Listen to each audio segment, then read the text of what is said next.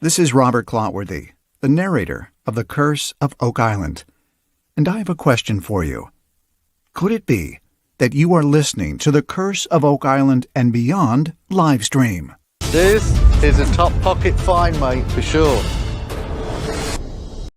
Hey, how's everybody doing today? All right, we are live and welcome to the Curse of Oak Island and Beyond live stream. I'm your host, Jeff Freeman, and right over here we have my co-host, Jack Campbell. Jack, how you doing today? I'm doing good, Jeff. Having a good afternoon. I'm telling you, it's beautiful outside. It's really, it's a great Sunday afternoon. The sun is shining. It's warm out there. My goodness, kind of hard to sit in here today, but I tell you what, I am really excited for the fact that we have our guest coming up, the guest that we have coming up today. I've been looking forward to this one for a long time. And I also wanted to say a great and a welcome to our current new moderator that we have that signed on with us is Jan Anderson. Thank you very much for coming on and joining our team here and helping Linda out. I should say, not help, you're helping me out too, but you're helping Linda out. We really appreciate that. Yeah, very much.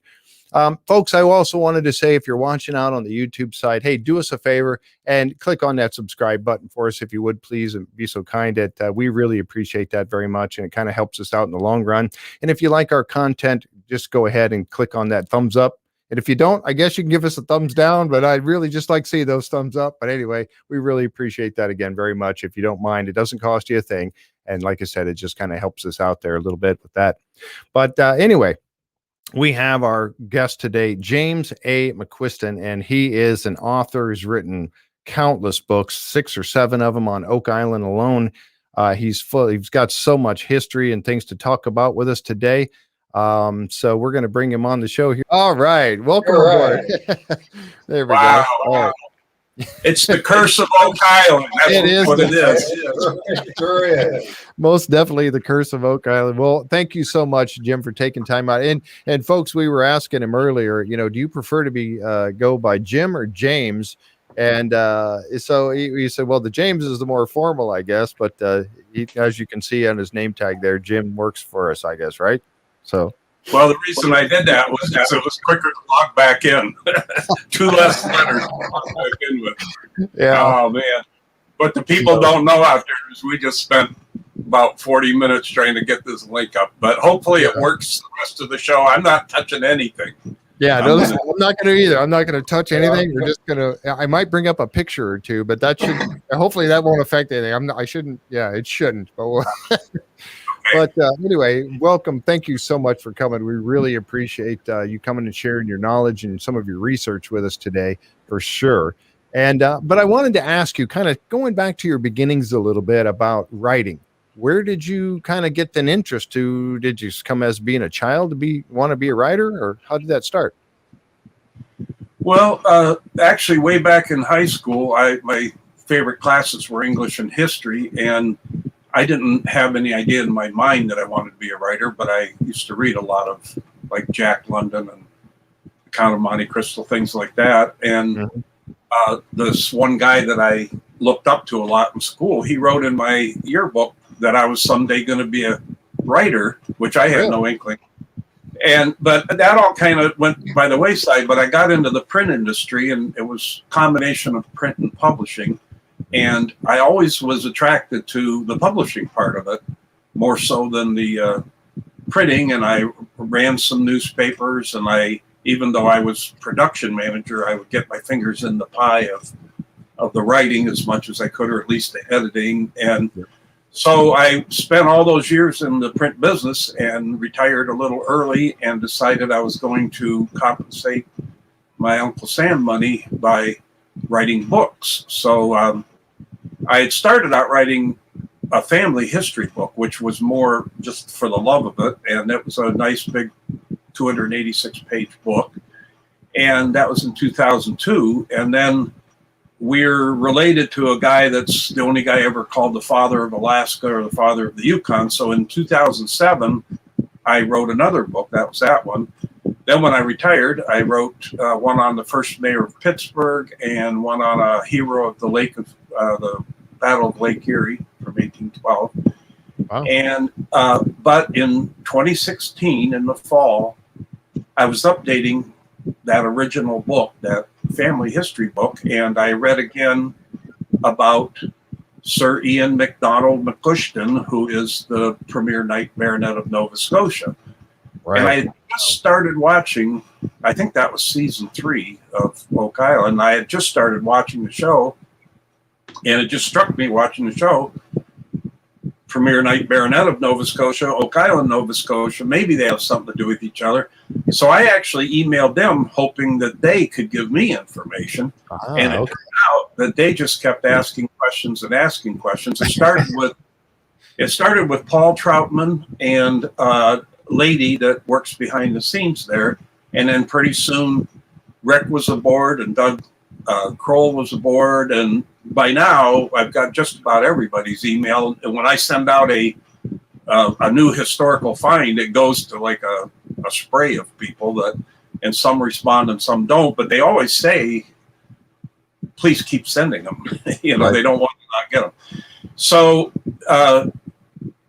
after about 4 to 5 months of answering emails, and some of the emails were very long answers, they said, you have to write a book because all of this only exists in our emails and it's going to get lost. And if you write a book, we'll make sure we sell it up here and help you out with it however we can. So that was my first one, is Oak Island Missing Links. Right. And what I wrote about in that one was I have a theory about Glooskap. The bottom line is I think if it was the Scots that came over with Sinclair, I think he was a gentleman named Gilliscap, which was Gaelic for Archibald. Gilliscap Campbell, and he was a cousin of Henry Sinclair.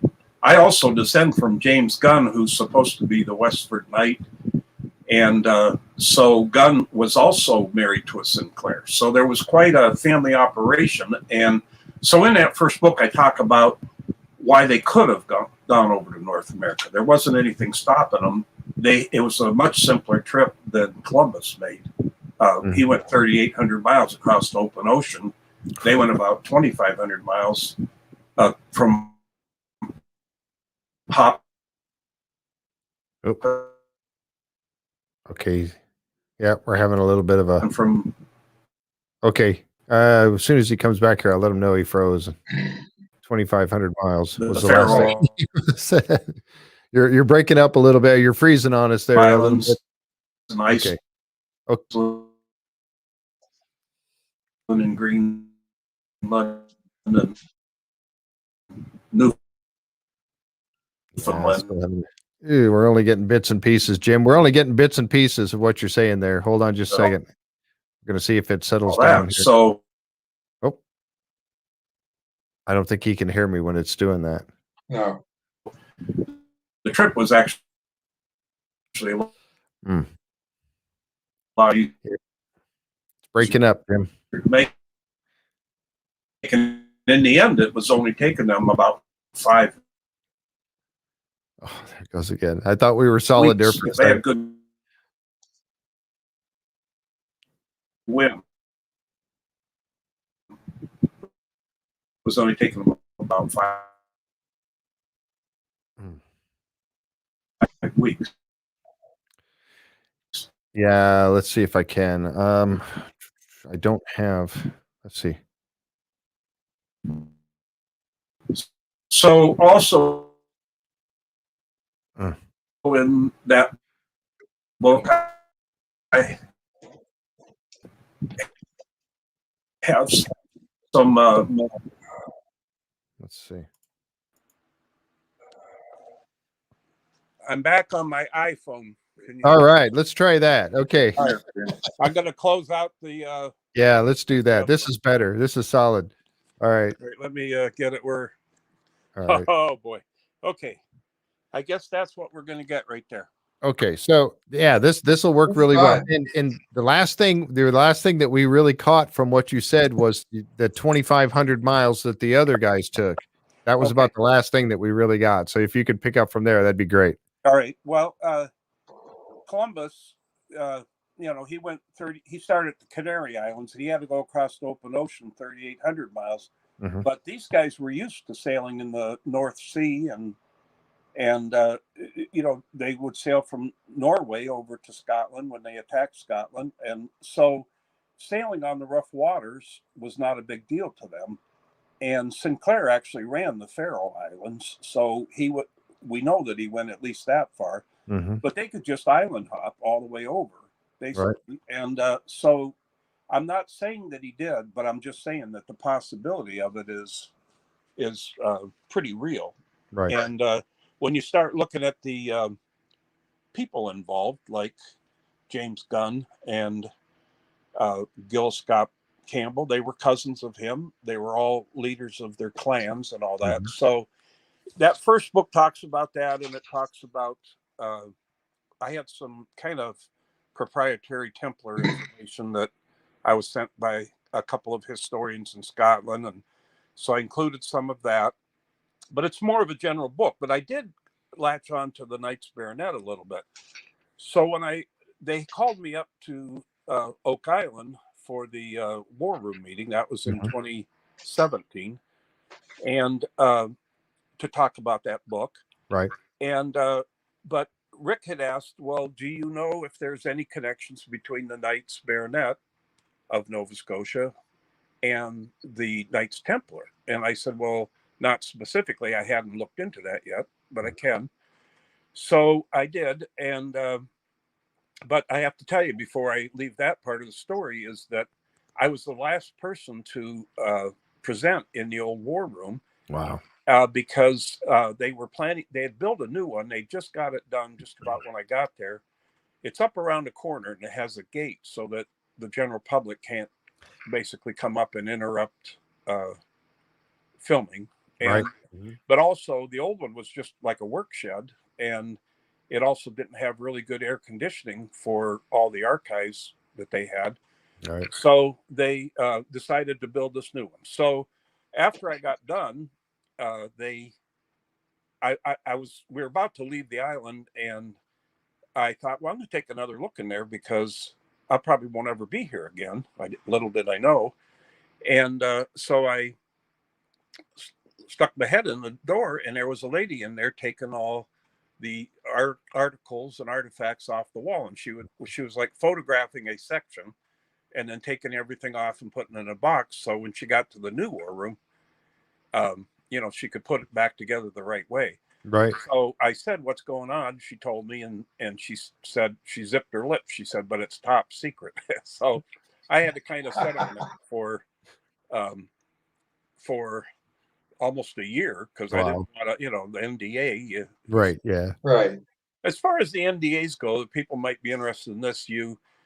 Basically there's three parts to it. One is that you won't tell if you're going to be on the show, which I never know anyway, because I don't know until the week before, just like everybody else watching the previews.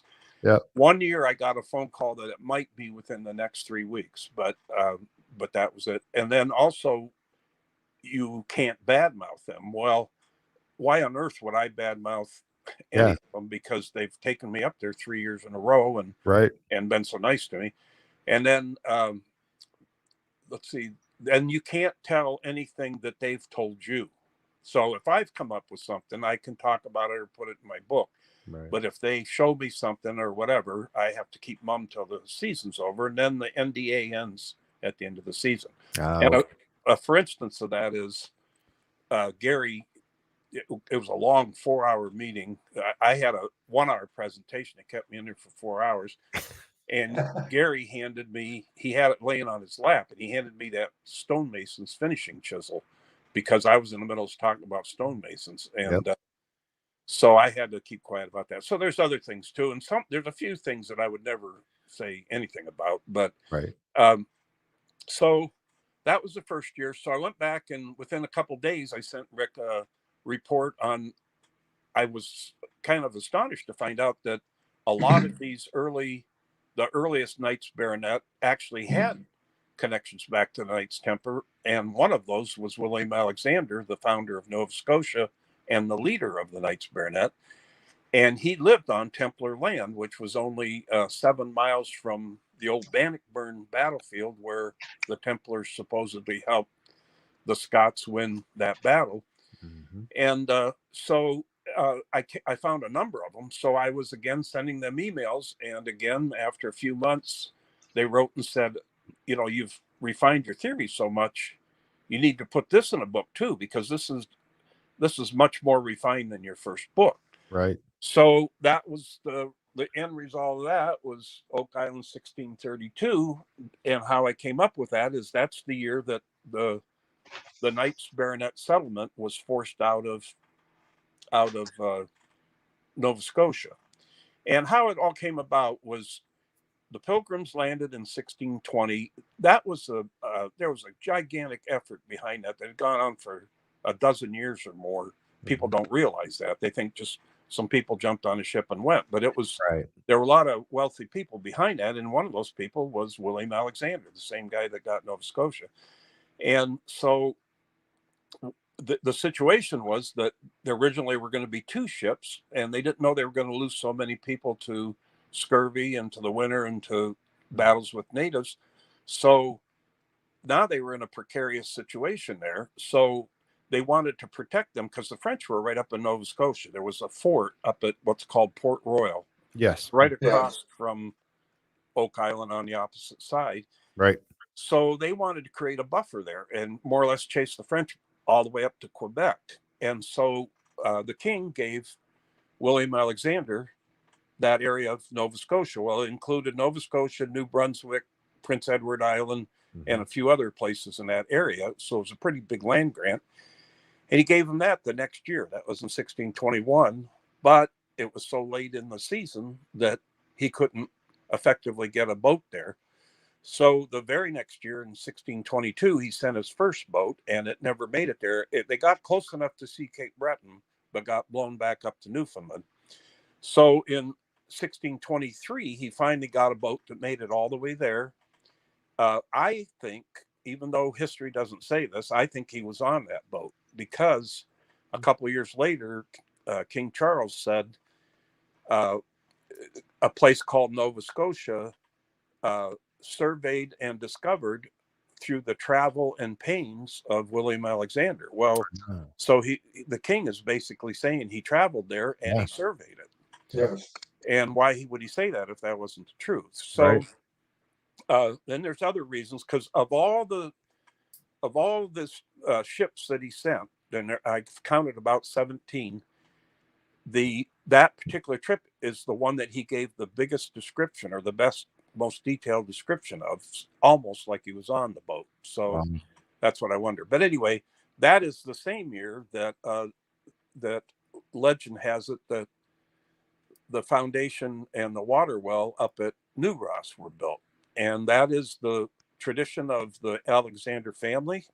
And it's also was the tradition of several Mi'kmaq people who talked to Joan Harris, who actually uncovered that foundation when she was gardening in her backyard. Right. So there's 2 disparate groups.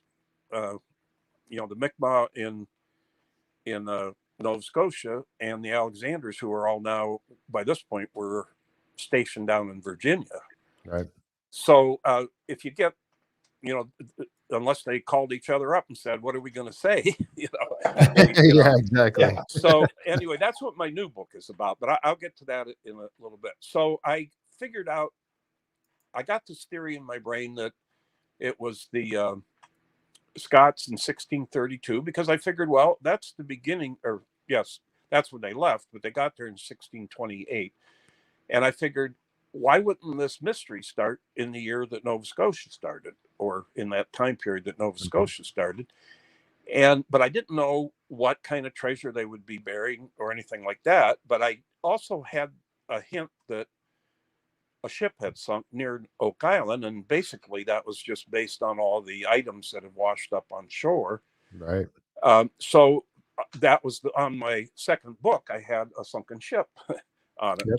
So, and that's something that really fascinates me too. And I know Jack and I were talking about that earlier. Is that ship? And I know you got more to say about that. I'll let you go on, but that's something that really fascinates me a lot. Is that ship that's up there somewhere? Go ahead. Yeah. Where did you, you had an interesting point, and I don't know how you came up with it, that the new year, when they left on March 29th, I believe it was, or something like that. Yeah. And the new year then started on March 25th. Right. And the legend up there was always that they were told to tear their fort down on New Year's. And I thought, well, why would they? It was a relatively friendly expulsion because they were allowed to take their gold and silver and their weapons with them. Right. But why would the French make them tear down the fort on January 2nd, let's say, and then make them stand out in the cold till March 29th? Right. So I just happened to come across that just accidentally. A lot of stuff I come across is so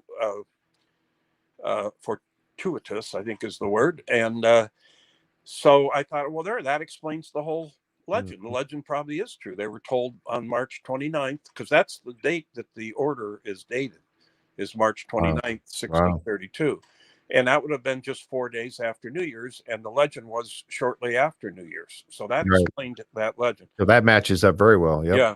Yeah. So, but the issue with all of that is that, and I verified this in a lot of different ways, but it would have been virtually impossible to cross the North Atlantic in April, which is, they had to leave by the end of March. So, or into April. So I looked at NOAA weather records for 3 years. I looked at a study that was done in Nova Scotia, and I talked to a sea captain he's been a lifelong sea captain up there. And every record that I can find says they would, well, actually, I'll put it the way the captain did. He said they would be heading into hell to try to cross in April. And it was not just high waves and high winds and freezing water up against the shore, but freezing spray. And that's what would bring them down. That freezing spray would build up on a 17th century boat. And before you knew it, Davy Jones's locker for him. Right.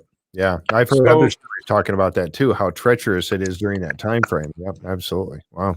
So I got the idea that they came around the Horn because the weather over on the Port Royal side wasn't quite as bad. It was on the leeward side, and it had the mountains and everything to block it. So my idea was they came around the Horn, saw how bad the weather was, and pulled into Mahone Bay, which would be the ultimate bay to pull into. It's the deepest, that I mean by deepest into the land. I don't mean deep in water or water depth, but and Oak Island is the perfect island because it's at the back, and before the causeway was there, you could pull your ship right behind the island and wait out a storm. Right. And when I was talking to that captain, Captain McKinnon is his name, and Rick set the meeting up with him, and he was a salty sea dog, but boy, I'll tell you, I had the most fun talking to him. We talked for 2 hours. He said, "You're probably tired of hearing me," and I said, "No, I go for another 4 hours." Yeah, exactly. For you. But he said that he agreed they wouldn't be able to cross. He agreed that would be the place to go. And he also talked about the fact that if they were going to attack the French, come over and sail all the way across the ocean for, let's say, 5 or 6 or more weeks, and try to go up the Bay of Fundy. The Bay of Fundy has the highest tides in the world. And they're I wondered about that. Yeah. On average, they're about 50 foot, but I guess that there's been times when they've been up to 70 foot. And so they could not come up there without the French seeing them.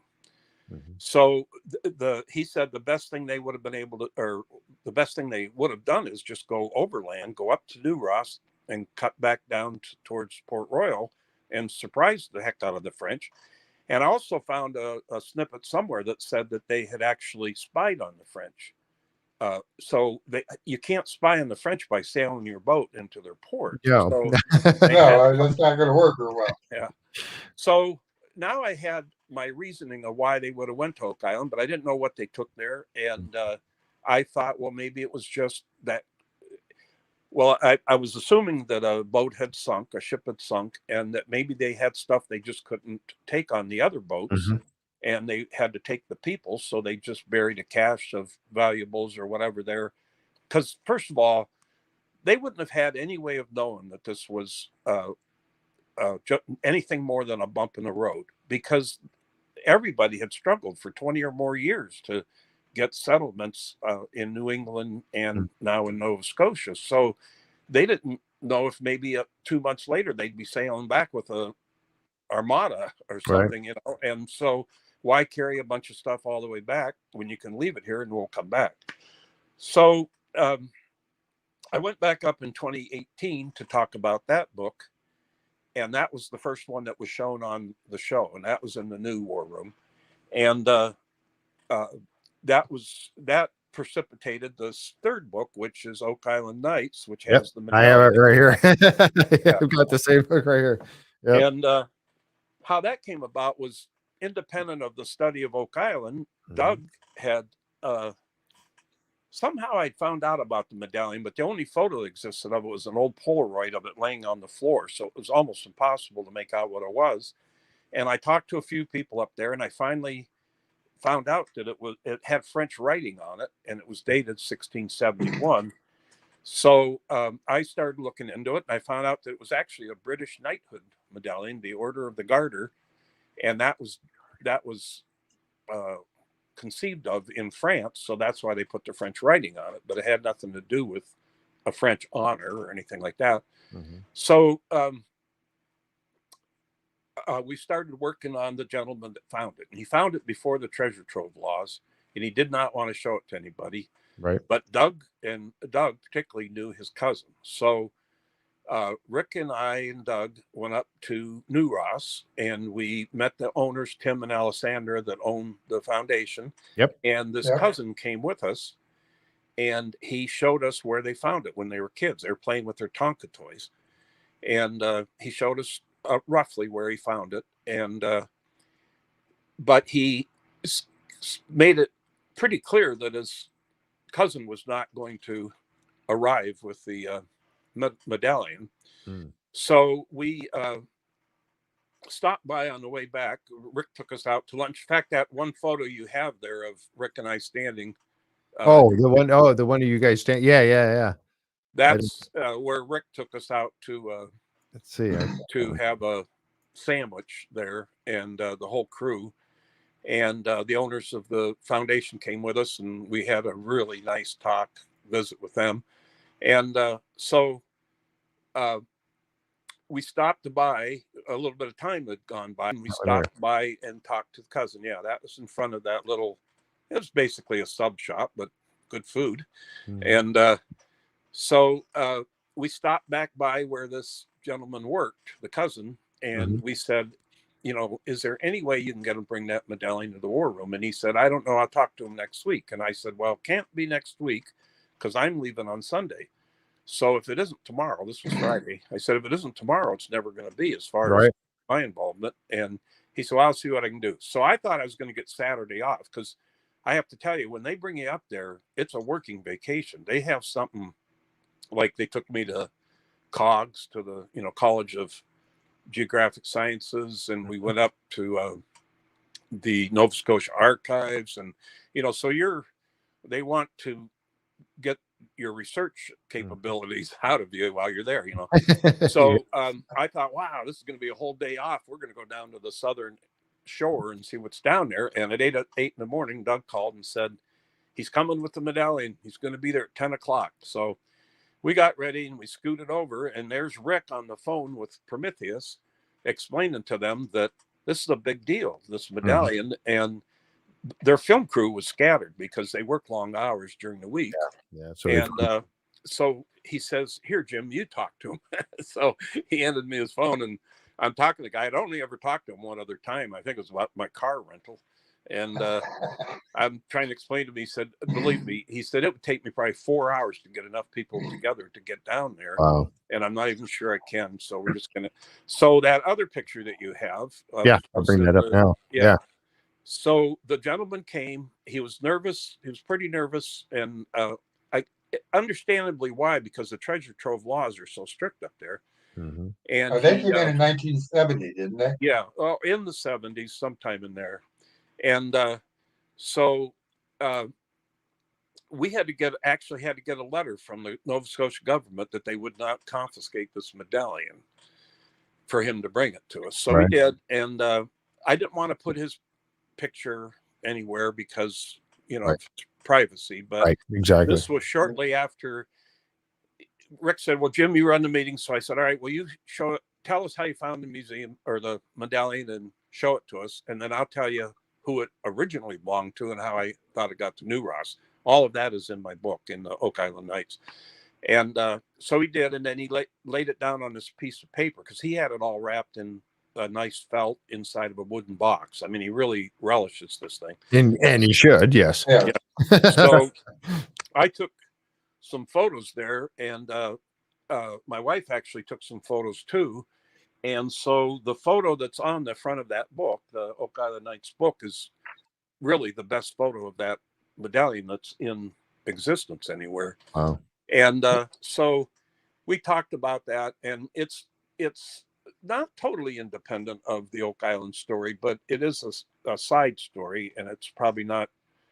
But the rest of the book was what was of great interest, was that I found out about this treasure that was stolen in Scotland. And we were talking before. Yeah, this is a fascinating story. This gentleman, he was a member of Parliament, and he robbed the treasure and the wife of the guy that was the Marshal of all of Scotland. Now, this Marshal, his family, it was a hereditary position, and so they had amassed a fortune. It was probably the biggest fortune in Scotland at the time. Mm-hmm. And he was pretty old and not doing really well. And whether this guy's name was Alexander Strachan. I always call him Al Strachan because there's too many Alexanders in the story. So I always say Al Strachan. And he signed some documents that way. Mm-hmm. And anyway, he whether he actually fell in love with the lady or fell in love with her money, it's hard to say, but he got her money eventually. And there were a number of people involved in the robbery. So charges were filed. Well, the Marshal, his name was Keith, George Keith. He died shortly afterwards. And so Strachan was indicted, as was his wife that by then he had married, mm-hmm. and a couple other gentlemen, or at least one other gentleman, and a man who was his guarantor that he would show up in court. Right. And so he sat on this all for 2 years, waiting for trial, and it kept getting delayed, and it was going to be before the Privy Council of the King. Mm-hmm. And so William Alexander was like the head of the Privy Council. So he was delaying these trials. It was scheduled for 3 different dates. Uh-huh. All of a sudden, in 1625, Strachan gets a full pardon, and he becomes a full partner with William Alexander in Nova Scotia and becomes a Knight Baronet of Nova Scotia. Well, what's interesting is in that very first meeting, the people involved were him and William Alexander, of course, mm-hmm. and the other guy that was involved in the robbery, Douglas, his last name was Douglas, and the cautioneer or the guarantor of Strachan appearing in court. Right. So these people were all tied to the robbery, and they were the initial Knights Baronet of Nova Scotia. So they were in cahoots. Yeah. One big happy family. Yeah. So, and then the other one that I couldn't prove he was involved in the robbery at all, but he was like the head of like military intelligence, you might say, for the king.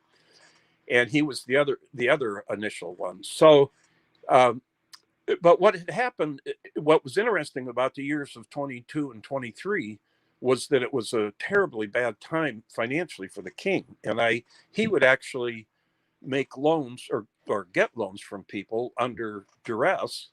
And he would give them like jewels and things like that he would say, well, when I can pay you back, it was basically hawking royal items so he could get money.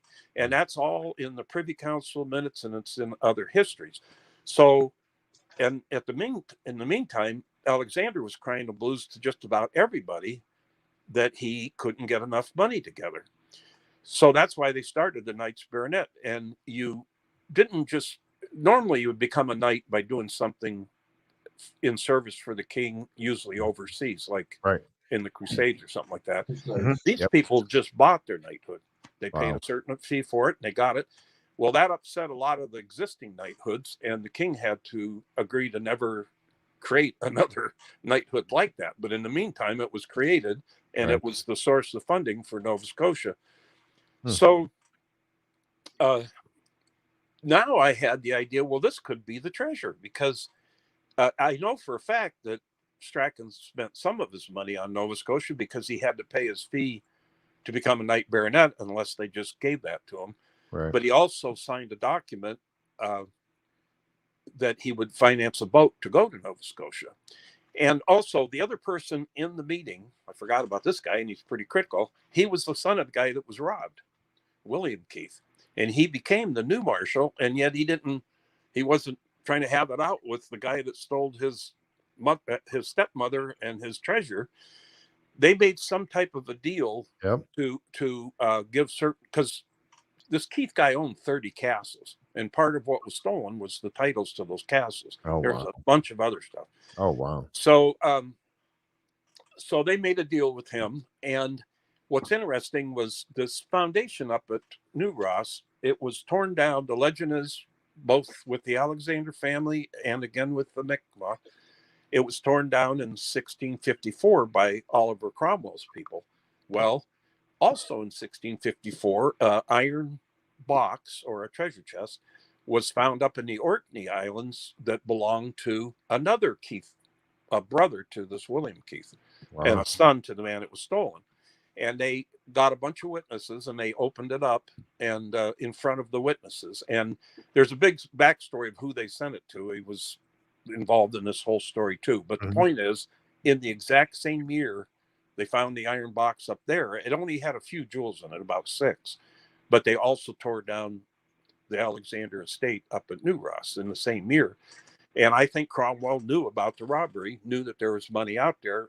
He didn't know about Oak Island, but he was trying to figure out what the heck had happened. So I know it gets a little complex, but so my idea was that they probably took this over because they're taking a lot of people. There was a potential of up to 2,000 people there when the ships were in port, because the 2 biggest ships were men of war, and they took 400 to 800 people just to run those ships. Plus they were constantly bringing new settlers over. Didn't they have to bring so many settlers over also when you became a knight? Pardon me? Didn't they say you had to bring so many people over with, like? Yep. You read my book. Yes, I did. Part of being a knight baronet is you had to supply 6 men that were that had skills. They had to be like a stonemason or a leather worker or a builder, because their idea was they're going to build 100 towns around the coast of Nova Scotia, basically to protect it. And each knight baronet was going to get 16,000 acres for his estate and 14,000 acres to build the town. And they wanted all the towns to be on water, whether it was a river or the coastline. They wanted, because they're trying to protect from other ships, particularly French coming in. So, so they would have to take. I mean, you have to have a form of money, and I have 9 reasons in my couple of my books of why Alexander was going to name himself King of Nova Scotia, and they're pretty legitimate reasons written by other people. I'm just copying their words. But so after I wrote Oak Island Nights, I went up there again, and that was in 2019, and I was filmed a second time. And that year, it was great because Charles took me down to see Nolan's Cross Stones, and we drove to one of them through the muck in a four-wheeler, and then he said, "You want to walk down to another one?" I didn't know what I was getting into, but it was just marsh and muck down into that second one. But I actually saw, yeah, there you go. It's a sepia tone, but there's one of them. That was the easy one to get to. All you had to walk through just a little bit of muck to that one, but the other one was down a ways. And so that was a pretty neat start to that visit. And I have to tell you a little anecdote. I got a ton of anecdotes about him, but in this case, we were coming back up, and he had his Mason's ring, Masonic ring on. I said, "Oh, wow, that's a nice Masonic ring." And he showed it to me, and he said, "Look at this." And he reached in his pocket, and he pulled out a Knights Templar ring. And I said, "Oh, you don't wear that?" And he told me why he didn't wear it. But he said, "But it's in my pocket all the time." Wow. So and he was just smiling so big. And I said, "Boy, you must be the happiest man in the world." And he said, I hunt for treasure on an island every day of my life. Why wouldn't I do that?" I know. Exactly. Well, you got a point there. I want to say that everybody is just like you see him on the show. Nobody's putting on anything. If anybody isn't quite like it, it's Gary, because he's a much bigger clown. Is he really? Than they let him get away with. I mean, And that's easy to believe too. You see Oh, yeah. Gary on the show, and he's just, you can tell he wants to clown around and just, but you feel that demeanor from him, and Rick is always saying, anytime, he says, I look at his face when he's looking at something he just pulled out of the ground. I look at his face rather than the thing. Yeah. You can tell if he thinks it's exciting. Ooh. Well, one day we were heading over to the island, and he was pulling out with his car. We were walking up to our rental. And I said, "Are you going to the island too?" And he said, "Oh, I'm going to play Celebrity Walmart." And I said, "What is that?" And he said, "Well, I'm up here for 2 or 3 months at a time, and I need stuff. So I run down to the Walmart, but I can't walk down a single aisle without somebody wanting to take your picture with me." So he said, I started calling it Celebrity Walmart. So that's the kind of way he is. And we spent a lot of nights sharing a brew. There we go. I was going to say, it looks like there's one right here. Yeah. See, Jack Bagley always seemed like to be the hyper one that would really get wound up on something real quick and just go and get ahead of everybody. Yeah. Oh, yeah. Jack is a very smart guy, and joy to be around. And when I would do my talks, he was always jumping ahead in the talk. I'd say, "I bet you in school you used to look at the back of the book, didn't you?" But so Jack's very enthusiastic. Gary's very funny. Laird's very laid back. Laird and Charles are a lot alike in that they're both paying attention to everything, but they don't jump into the conversation right away. Not that they're shy, but they want to do it in the most professional way, I guess you would say. And Rick is an absolute gem. I mean, what he has done for us, and there's little stories that he helped us out in different ways. And actually, I'll tell you one of them. So they don't ever let anybody in the war room that isn't part of the presentation or a member of the Oak Island team. Okay. And we didn't find that out till the first year. And my wife was really disappointed because she had been taking the same trip with me and reading my books and all that. So they told her absolutely not. So she left, and for some reason we got this stupid big truck for a rental. We got there at night, and I think we took what they gave us or whatever. But so she gets in it, and she was going to go shopping. She was a little bit disappointed. And she's just getting the causeway. She hears somebody pounding on the side of the truck. She stops, and it's Rick. And he said, "I heard what's going on. Get in the war room." I put my foot down. Get in the war room. So she came in, and of course there was like 3 cameramen and a producer in there at the time. And they said they were surprised. And she said, "Well, Rick said I could be here." So they said, "All right, well, sit back in that corner and don't make any noise." And I said, "Are you kidding? I've been trying to get her to sit in the corner and not make any noise for years." And it doesn't work. So everybody got a laugh out of that. But so she got to watch it, and she got to watch a couple other ones too. And that was very nice of him. If it wasn't for him, that wouldn't have happened. Right. But so is the war room like we think it is, like when you're just talking like that? Is it just a normal conversation like we see on TV? Yes, and I'm glad you asked that question because I've seen where people say it's scripted and all that. I was filmed for 12 hours total over these years, including 2 hours up at New Ross. And I was never once told what to say. Not even one time a hint or why don't you talk about this or anything. It was like kind of like you're doing with the show. Hey, Jim, you're on the show, start talking. Same way there. Yep. And I was another little anecdote because I was told what not to say once because I think it was the first year in the New War room. It was the second year I was there. And they told me, just pull up on the left-hand side. You'll see some trucks there and go in. Rick will meet you at the door. So when I pulled up, there were only 2 trucks. And so I expected there wouldn't be too many people in there. And Rick came out and greeted me. And we walked through the door. And I said, everybody was in there. It was packed. And I said, wow, you brought the whole fam family. And the producer says, oh, wait a minute. We don't want you to cut. Can you just walk through the door again and not say that? But that was hilarious. it. In all the time I've ever been there, they never Oh. coached me or, so what it is they just film a tremendous amount of film. Again, in my case, they had 12 hours of film and they've shown over the 5 times that they've shown clips of it, they've probably maybe got a half hour out of that all. Wow.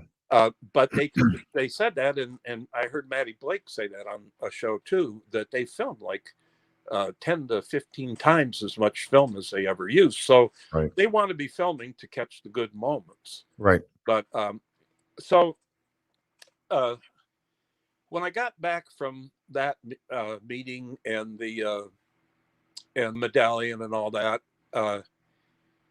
I was kind of feeling like I'm done with this. I mean, that's 3 books, and it isn't easy to write a book, believe me, and that isn't easy to get proofs and proofreading and all that done. And then it started wearing on me some of the things that I was finding that I didn't get in the book and were leading me down other paths. And so I wrote another book called Oak Island Endgame, and that was kind of like the icing on the cake of Oak Island Nights. So the way I would explain it was Oak Island Missing Links kind of touched on some of the legends. Oak Island 1632 narrowed it down to the people. Yeah, that's Endgame. That's right. And then Oak Island Nights narrowed it down to the treasure, what I thought was buried there.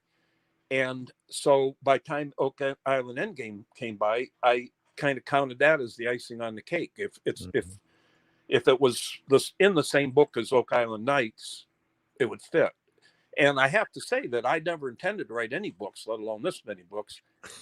And I wouldn't mind if they're all in one big book too, but it didn't happen that way. It happened hierarchically. So I was telling my son that very thing. Yeah, see your mother, 7 books there. Yeah, wow. And I was telling my son, I kind of wish that it was all in one book, but at this point, to go back and do that would be kind of silly. And he said, well, why don't you write a historical novel? People love those. And then you can try to get all of it into that novel if you can. Mm-hmm. So that's this Oak Island novel. And I just did it for fun. And that was the beginning. Oak Island Endgame came out the beginning of last year, but I'd been working through the fall. Then right afterwards, I wrote Oak Island, the novel, and I'd never written a historical, a book with quotes in it and all that. So I didn't know how I'd do. And it was just really for fun. But I thought it came out pretty good, so I put that one out. So then I thought, well, for sure I'm done now, because I've combined most of my story into the novel, even though I used poetic license a lot. And then it was getting towards the end of the year, and I was hearing about the Mayflower. That was the 400th anniversary of the Mayflower.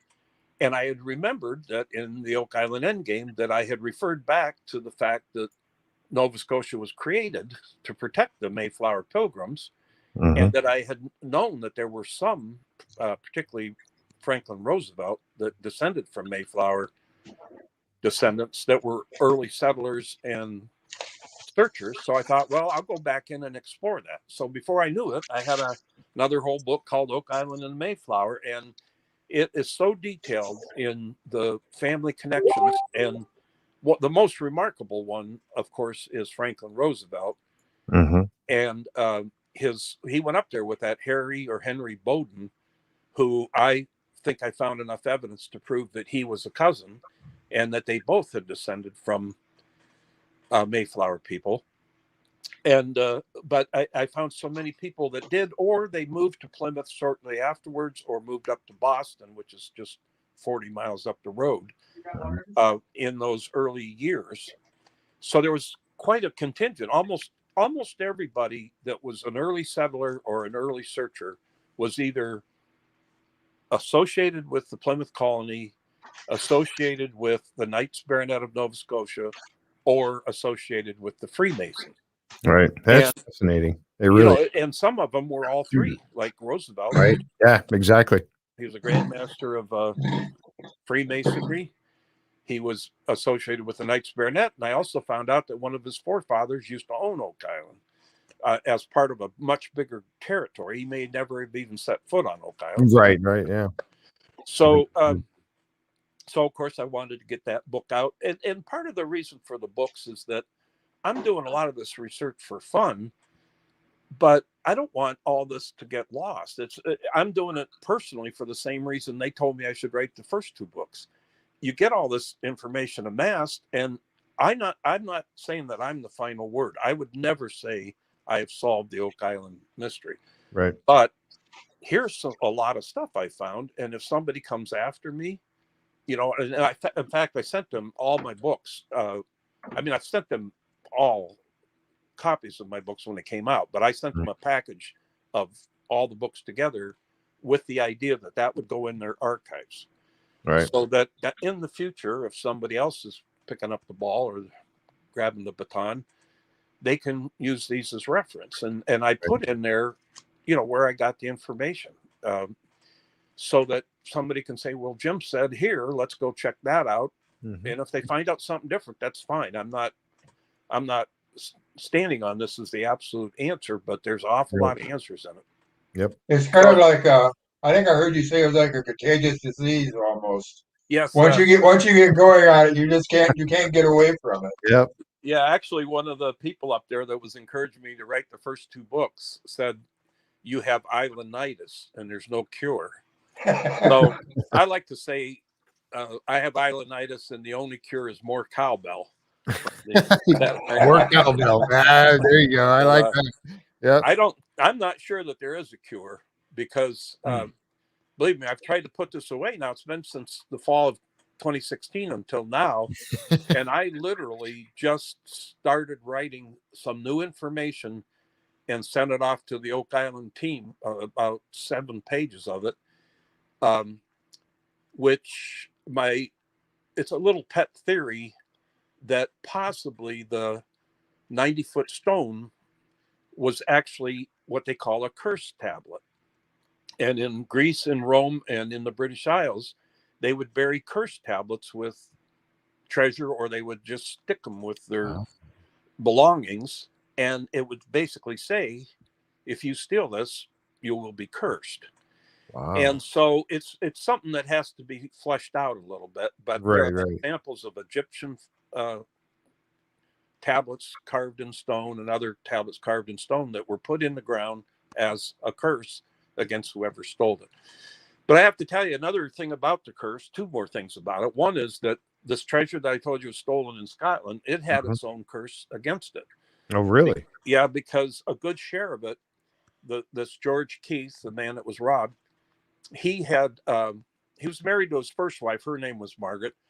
And he had this opportunity to take over this abbey, and it was coincidentally called the Deer Abbey. But Dear Abby. And Dear Abby. So he maneuvered things so that he could take it over and get the wealth and get the land and all that. Yep. Well, she was appalled by what he did and told him that from now on, he was going to be cursed, and his treasure and his life he built and everything was going to be gone. Well, then she apparently passed away. I didn't find out if she they split or whatever. But he married his second wife, who was 30 years younger, who also was named Margaret. But if you think about it, that's exactly what happened. What his first wife said was going to happen is exactly what happened. He lost everything, including, it seems, his sons, because they were involved in the treasure, and he died right afterwards. So, I mean, it almost goes back to the other story you told that you have about the robbery of the wealth and taking it away. It was almost a parallel there, almost to it.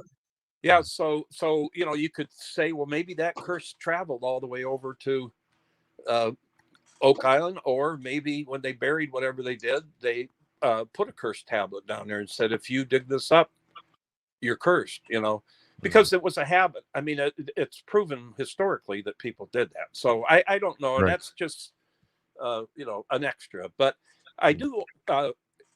My last book is Oak Island and New Ross. And this book is, every time I write one of them, I think it's the best one I wrote. But by far, I think this is the best one I've written, because the second half of the book is a timeline of all of these incidents that I'm talking about, that leads all the way up to the demise of William Alexander and the tearing down of the New Ross Foundation in 1654. So all that data is in there for the whole second half of the book. But why I even started writing this book, and I'm going to spill a lot of beans on this book right now, but I was looking at Nolan's Cross, trying to figure it out, like drawing on the computer.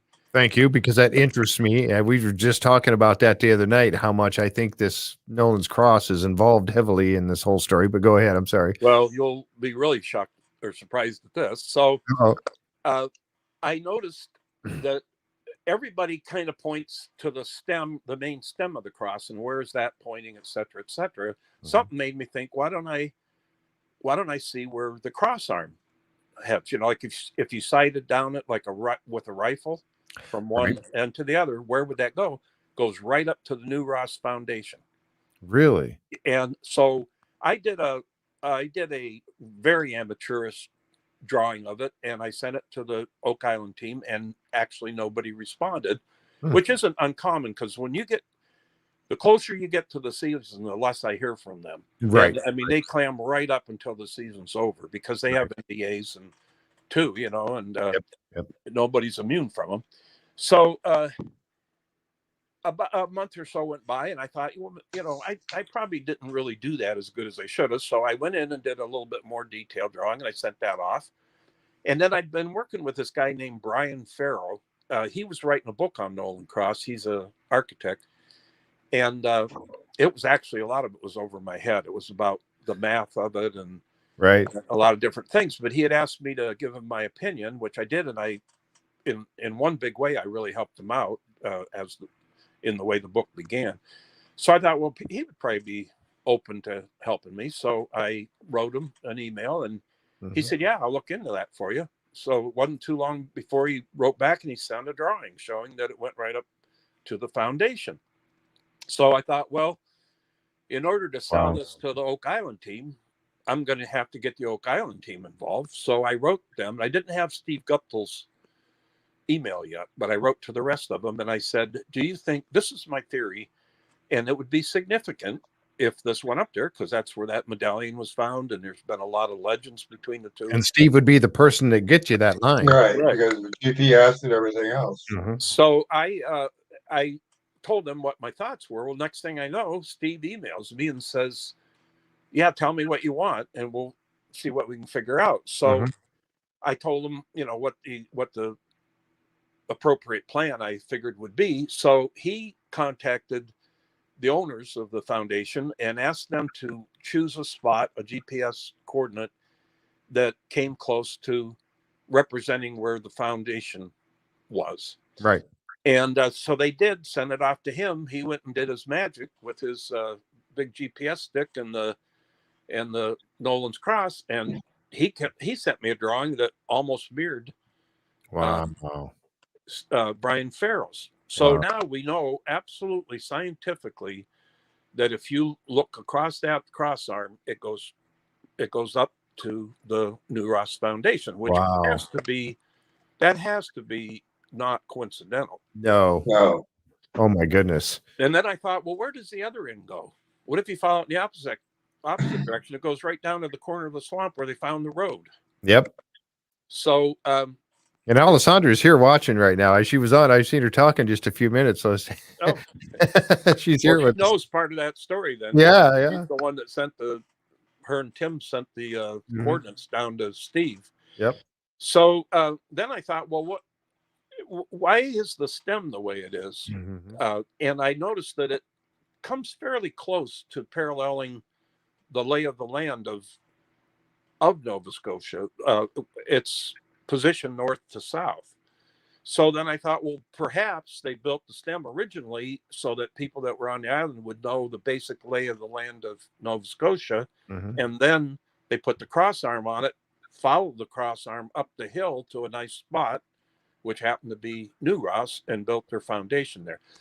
So there's a lot more to the book than that, and some of the other stuff is just stunning. I don't want to give it all away right now. Yeah, don't do there's the very next item is just as stunning. And then while all that was going on, I found I was reading in a book from 1836 about a painting that hung in this particular house in at the time in England, in London, that was a painting of William Alexander getting what they called an augmentation to his arms for his involvement in Nova Scotia. That would be his coat of arms.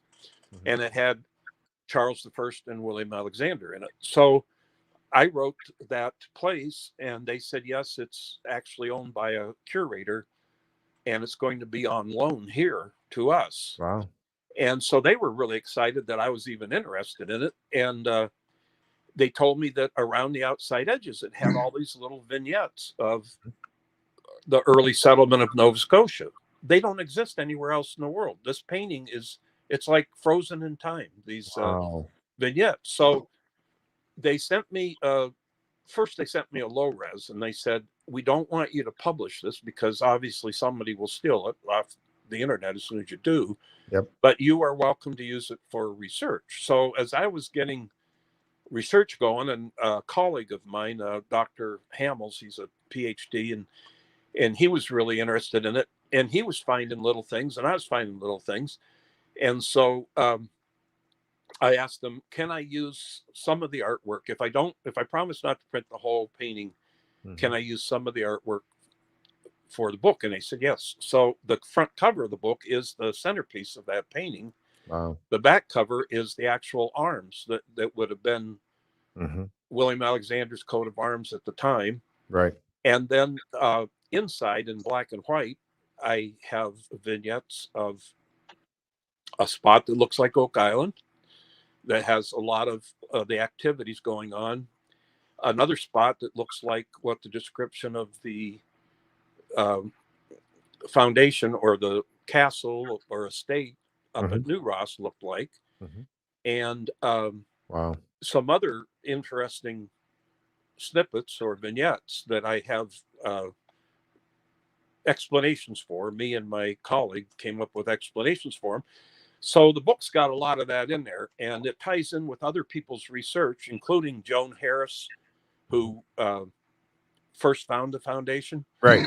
She wrote a little book called A Castle in Nova Scotia. Right. And Right.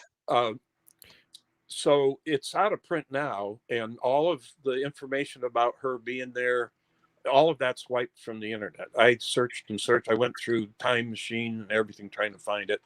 It's all been scrubbed. And it appears as though once her and her husband moved away, they wanted their name off the record. But luckily, she wrote a lot. And one of the people that was helping her, a gentleman by the name of John Noss, he has some Mi'kmaq background. He was the person who told her originally that was built for the King of Nova Scotia in 1623, and that his ancestors had worked not only on building it, but in 1654 they helped Cromwell's men tear it back down. Wow. And but he wasn't the only man, because two other Mi'kmaq that she met independently of him told her the same story.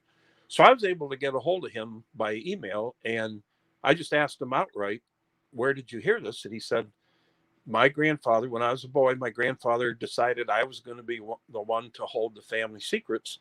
So over a 3-year period, he told me all of this history about the Mi'kmaq and about the settling of Nova Scotia and all that." And so he said, "I can only state what he told me. I can't basically verify that the truth behind it all, but this is what he told me."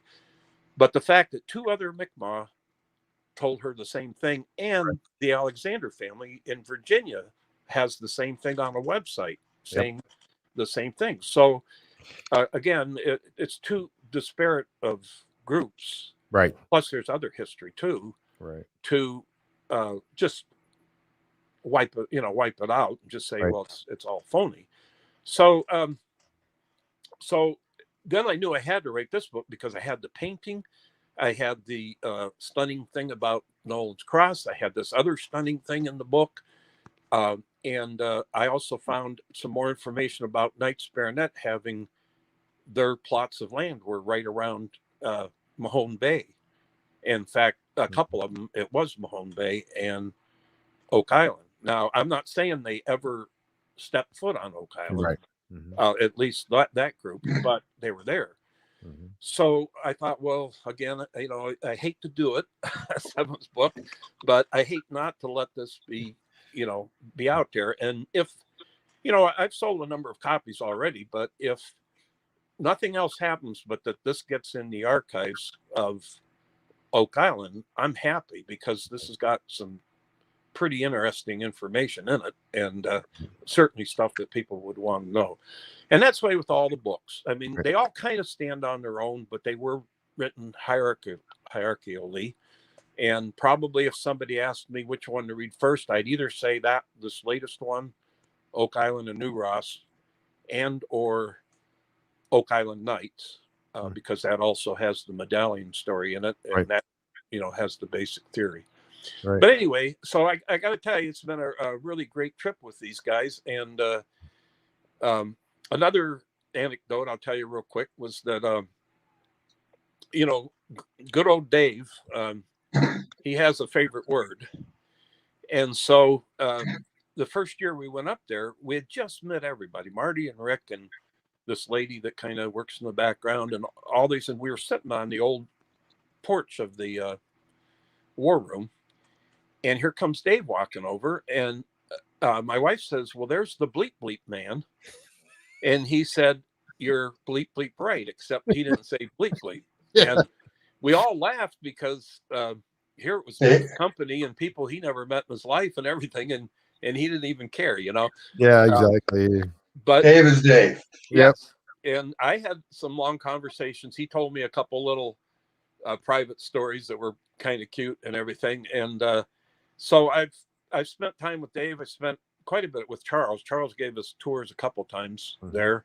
And actually, we got back from one golf cart tour the first year. He said, "You know how to drive a golf cart, don't you?" And I said, "Yeah." And he said, "Well, take it and go wherever you want." So really, I went all over the island where I could get it to drive. I would love that. I got back, and there was a Prometheus producer there.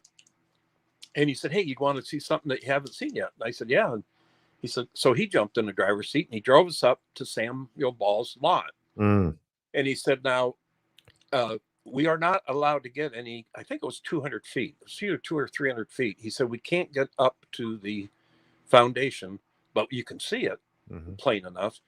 So he said, "I'm going to take you in." Oh, it was thick in there as can be. And we saw the walls. We actually had to climb over one of Samuel Ball's walls. He has 4 of them in there that he built. And they don't corral anything. So I think they were possibly just to get the field stone out of the field so he could plant cabbage. But we saw the foundation. And he said, "Now I want to show you something else." And he took me over, and here's this depression in the ground. And it was about 10 by 10. And the corners were actually squared right off. And it was sunk down about a foot. And I tell you, if I had a shovel, I would have started digging. I think we all would have, yeah. He said, we can't touch this. He said, Jack found it walking through the woods here, and we can't touch it. We've applied for a permit to explore it. It took 2 years before they got that permit, because that's how strict it all is. And and during that 2 years is when they brought Laird on board, so that they would have an on-board archaeologist in case they ran into something really cool like this. Now, did you ever get a chance to talk to Dan Blankenship or Fred Nolan at They all? were the two that, so regretfully, I never met either one of them. And I asked about Dan 2 years in a row, and both times they said that he was feeling kind of sickly that day and he didn't want to come out. And I'll tell you, right after he died, I was talking to Rick on the phone, and I said, well, I just want to offer you my condolences about Dan. And he said, he surprised the heck out of us. And I said, oh, what do you mean? And he said, well, nobody knew he was even sick. I mean, that kind of sick. He said it was just a shock to everybody. He took off, I think, to Florida. And the next thing you know, we hear that. He said it was so sad. We didn't get a chance to say goodbye or anything.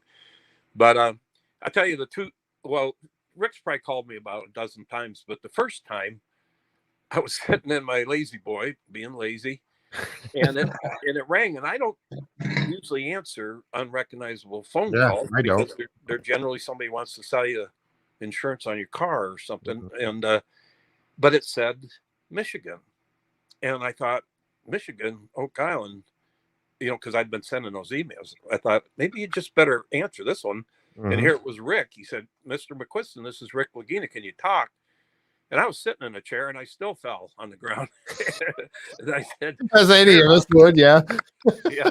So then the next time he called was I was actually up with a garden hose in my gutters, spraying them out up on a ladder. And he calls, and I didn't know who it was, and I answered it. And he said, Jim, this is Rick Lagina. Can you talk now? And I said, you didn't fall off the ladder, did you? No, I said, I'm on the top of the ladder with a hose in the gutter, but hold on a second. So yeah. I jumped down, turned the hose Don't hang up. Don't hang up. Hang on. Yeah. And so some of it was talking about coming up and the theory, and other parts were about potential trips, which haven't happened yet, but ideas. And in one instance, he told me not to talk about this sunken ship in the bay yet, because it was just, the story was just developing. Right. And what was funny was Doug Kroll had already sent me an email telling me not to. And then Prometheus called me and told me not to. And I didn't even know about the ship until the three of them told me not to talk about it. But by talking to all ship, what is this? Yeah. Now we got to look into it. I had a pretty good story on that ship just from talking to the three of them. Yeah. So again, I kept my mouth shut for a year on that. And when I got up there in 2019, Rick said, I've got a 2-hour, well, actually it was Doug. It's funny because Doug came to they used to call it the Atlantica. Now it's the Oak Island Resort. Oh, yes. Where they put us up. And he came up to the lounge and found us. And he said, I just want to tell you, he said, the meeting with this Captain McKinnon went a little rough, and we're not sure we'll be able to use anything. But if he is a little salty, and he kind of likes to command the conversation. So if you get in there with him tomorrow and you're feeling like you're uncomfortable, just say, well, I've only got another 5 minutes or something, and then leave. Right. Well, it was the exact opposite. I got in there with that guy and I didn't want to leave. Right. He was so cool. He was beyond cool. So he told me the story of the ship. He found it before the treasure trove laws. And he dove on it. He didn't actually find it, but the person that did told him about it and took him there. And he dove on it. And it was, he took photos and notes and stuff.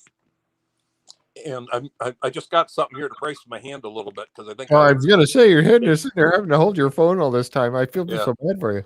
Well, hopefully this is a little steadier.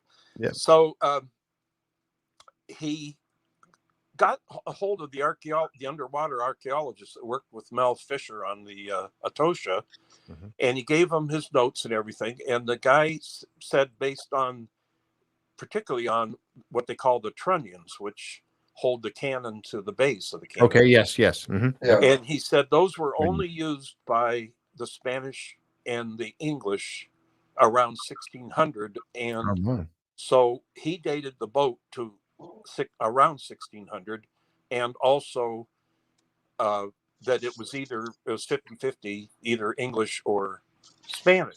Mm-hmm.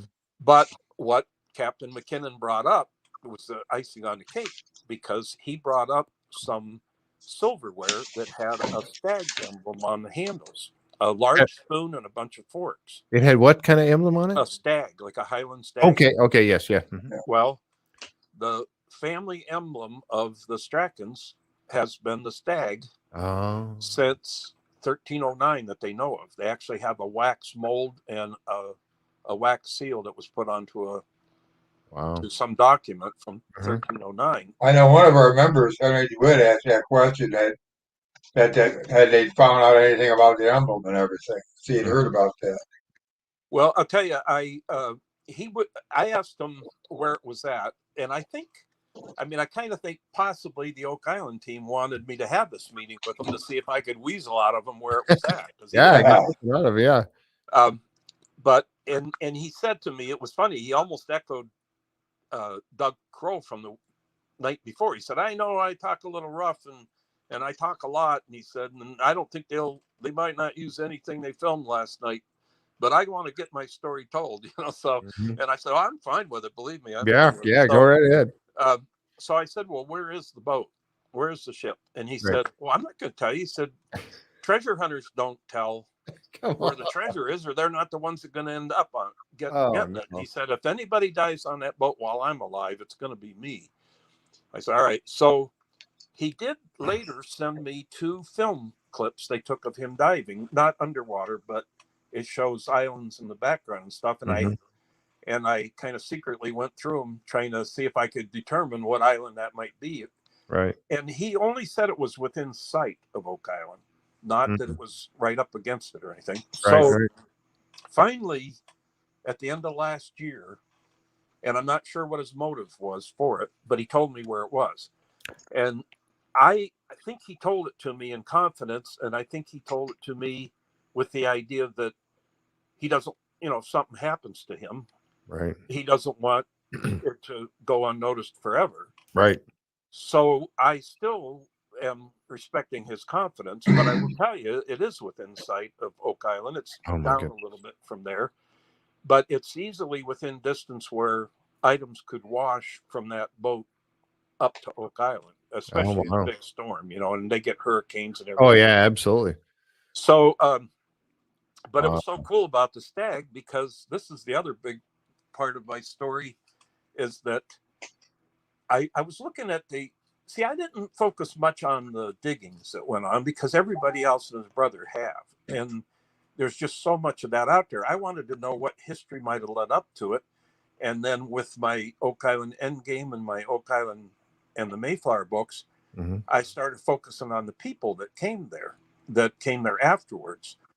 And it turns out that John Strachan, who was from the family of Al Strachan, owned the Nolan Cross lots during the Truro Company dig. Oh, wow. And John Monroe, who had lots there, was a relative of William Alexander's son-in-law.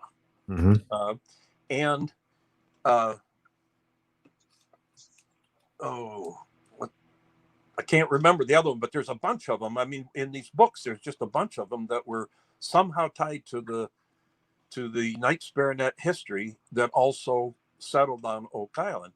And the other thing about it, that this wasn't a secret, but I think I was the only person the first person that put 2 and 2 together. But it was well known that William Alexander Jr. led the Scots. He actually brought them over to Nova Scotia and led them until 1632.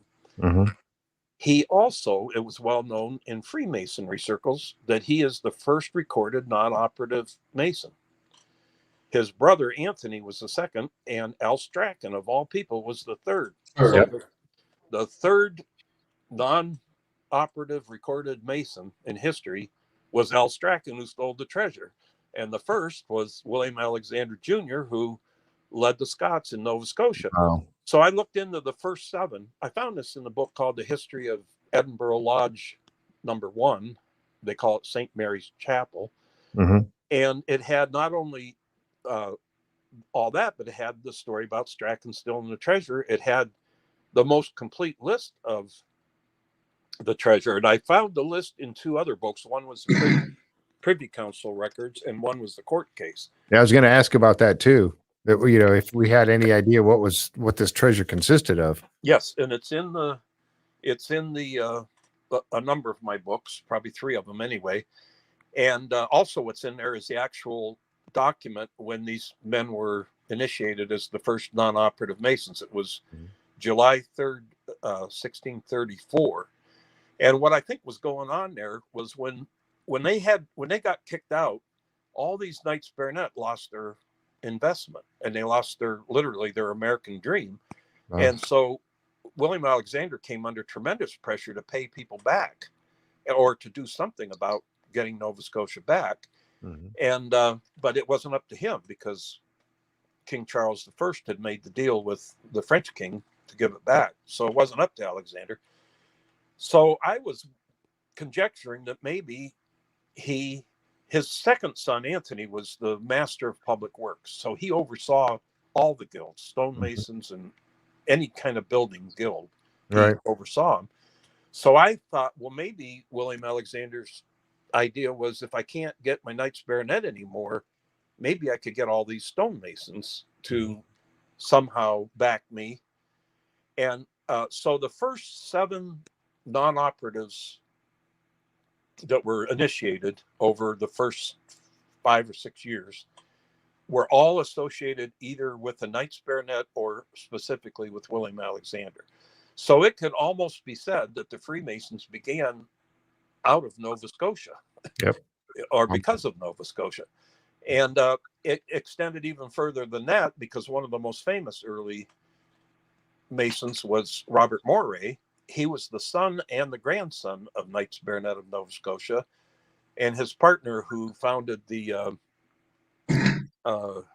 Royal Society, George Mackenzie, he was a Knight Baronet of Nova Scotia, and he passed his knighthood on down to his son. So even these 2 really famous Freemasons from the very beginning, who started the Royal Society, both also were tied in with the Knights Baronet. Yep. So it's quite a web, and it is. It seems, when you're hearing it all at once, if you've not read any of my books, it Still could be a working on little overwhelming. Mm-hmm. But I put in all the data where I found it, what book I found it in. I generally try to get a couple of confirmations. Like, for instance, when I read that about William Alexander Jr. and Anthony and Al Strachan becoming the first 3 non-operative Masons, I thought, well, I'm going to see what the Masons have to say about that. Well, I found about 6 websites or books, Freemasonry websites or books, that said the same thing. Mm-hmm. So then I felt confident in publishing it, because I don't want to put, if I put something out there that I'm the only source, or I only have a singular source, I will always have a caveat, like it may have happened, or it probably happened, or it most likely happened, or whatever. Mm-hmm. But if I have 2 or 3 references, reliable, or sources, I'm going to put it in there as this is fact. Now, absolutely, right. So, and that was something that one of the members had asked about, that Tom Burns asked that, and he said, when making assumptions to connect the dots between events to support your conclusions, what steps do you take to avoid confirmation bias? So that was kind of, yep. Yeah, and he's not the only one that mentioned that, because on one of the shows, Marty said that in the War Room, that people that have a theory tend to look for things that support the theory. Mm-hmm. And my answer to that is, take away half of my support, and you still got a heck of a theory. There's just so much. It's filled, 6 nonfiction books and 1 fiction book right now, and I'm not making it up. So it's a unique theory, although I have to say, Court Lindahl, who I've talked to Court. Yeah. Court Lindahl, Steve Sora, who's written a lot on the Knights Templar, um, Joan Harris, who wrote the book Castle in Nova Scotia, and Reginald Harris, who wrote what they count as the first book on the Oak Island treasure, all indicated that, and Mark Finan, one of the best authors out there, they all indicated that William Alexander probably had something to do with the Oak Island mystery. Mm-hmm. So, and they all wrote all that before I ever wrote any of mine, although I never found it till after I started mine. And then when I was doing research, I'm like, oh my God, look what Court wrote on this, or look what. So I actually got the opportunity or the pleasure to email with both Court and with Mark Finan, and also with John Noss. Joan Harris is gone now, so obviously I couldn't email with her. Yep. But so I have firsthand quotes from some of these people and knowledge that they gave me, and they were certainly stepping stones for my theory. Mm-hmm. And again, I don't say that my theory is the absolute solution, but there's too much that happened from 1623 up to 1632. And this is a nice little kicker, is that Gilbert Hedden, who owned the island in the 30s, and he built the Hedden shaft. And, he said he wrote Franklin Roosevelt to say that he thought the money pit was built between about 1635. Wow. And then in 1967, he wrote another gentleman a letter, which I found online, which he said he guessed 1630. Well, halfway between 1630 and 1635 is 1632 and a half, which would be the summer of, the late spring, let's put it, of 1632, which is exactly when my guys were there. Mm-hmm. And if they were there, that's when they were there. And also, I was tickled that last year they pulled a chunk of axe cut wood out of the money pit area that carbon dated to as old as 1626. Mm-hmm. Dr. Ian Spooner has said that a lot of work went on in the swamp in the 1600s. Mm-hmm. So there's been a lot. The 1600s been thrown around a lot, and every time I hear like Carmen Legg, who's here, by the way, he's watching too, 1600s or 17th century or something, I'm like, yeah, that's it. Yeah. Speaking of Carmen, I have to give him some credit here, because I corresponded with him quite a bit on this last book. And after I sent him some of the more serious chapters, he said, your book's going to shock a lot of people. And which I thought, boy, what better could you give me? What better? And then Craig wrote back, because I had sent them all. I sent them all the entire book, but in the case of Carmen, I had just sent him in the beginning just the specific information.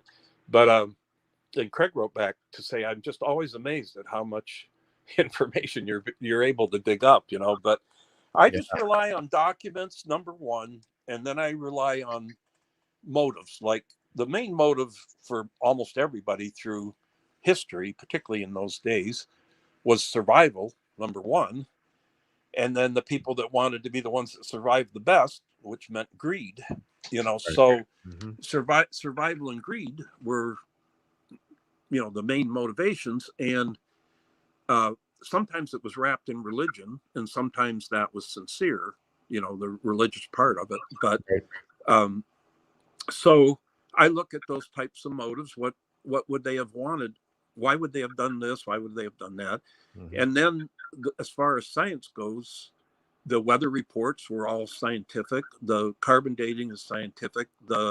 Now the GPS coordinates from Nolan's Cross up to New Ross are scientific. Mm-hmm. And so I try to rely on the science wherever I can, but it's principally the documents and the historical timeline that surrounds them. Mm-hmm. And I have to tell you that I was interested in all this, not so much Oak Island, although I've read the original when I was 14 years old. I think we've all read the original. And I went up in 2010, and I was going up for some Highland games and Celtic music up there. But I asked questions about going down to Oak Island, and they told me I couldn't. And that was the year, that was actually the very month that the Laginas and Craig Tester were getting their first treasure trove license. Oh, wow. And I was just told flat out, you will not get on that island. They won't let you on it. Wow.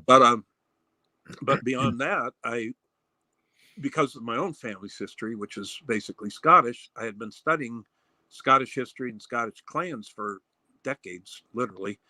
And in 2014, I was given an honorary fellowship with the Society of Antiquaries of Scotland. Wow. Yep. Now, they've been around since 1780, and it's a small group of, it's about 3,000 people or less.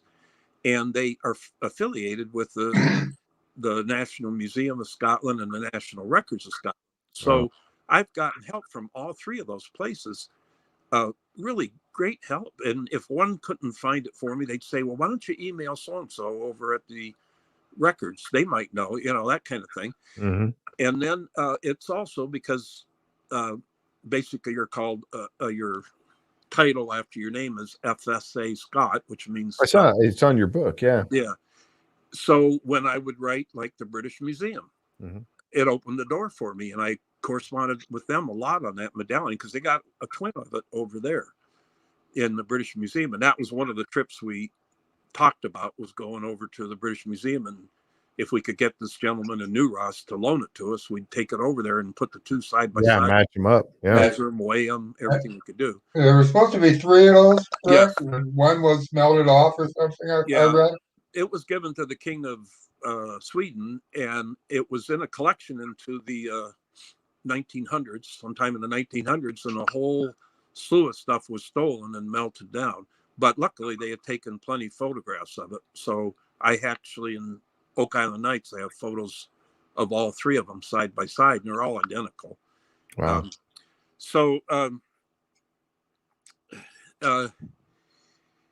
I just try to stick to whatever documents that I can find. And it's kind of like that, what is it, 7 degrees of separation or whatever, that, I'm probably related to both of you guys somehow if you go back far enough. Yeah. But when it's so specific to the history surrounding the beginnings of Nova Scotia and the ownership of Oak Island and all of that, it has to mean something. And like I said, throw away half of my research, and still the other half still means quite a bit. Yep. You still have to justify what Court wrote, or what Steve Sora wrote, or what Mark Finnan wrote, or all these other people. They didn't just make up something that I also made up. We're sourcing some of the same material and looking for the same ideas. So that's how I've went about it. And even like, I can't imagine writing another book, but you likely will. But if the research, if more answers start coming, if more stuff happens, you have to. You have to. And already, I think I told you about the curse tablet, right? Yeah. And so, if my nature is, I get up kind of early in the morning, I come up to my office here and look out into the woods, and I start doing research for something to do. And it's particularly because of COVID, of course.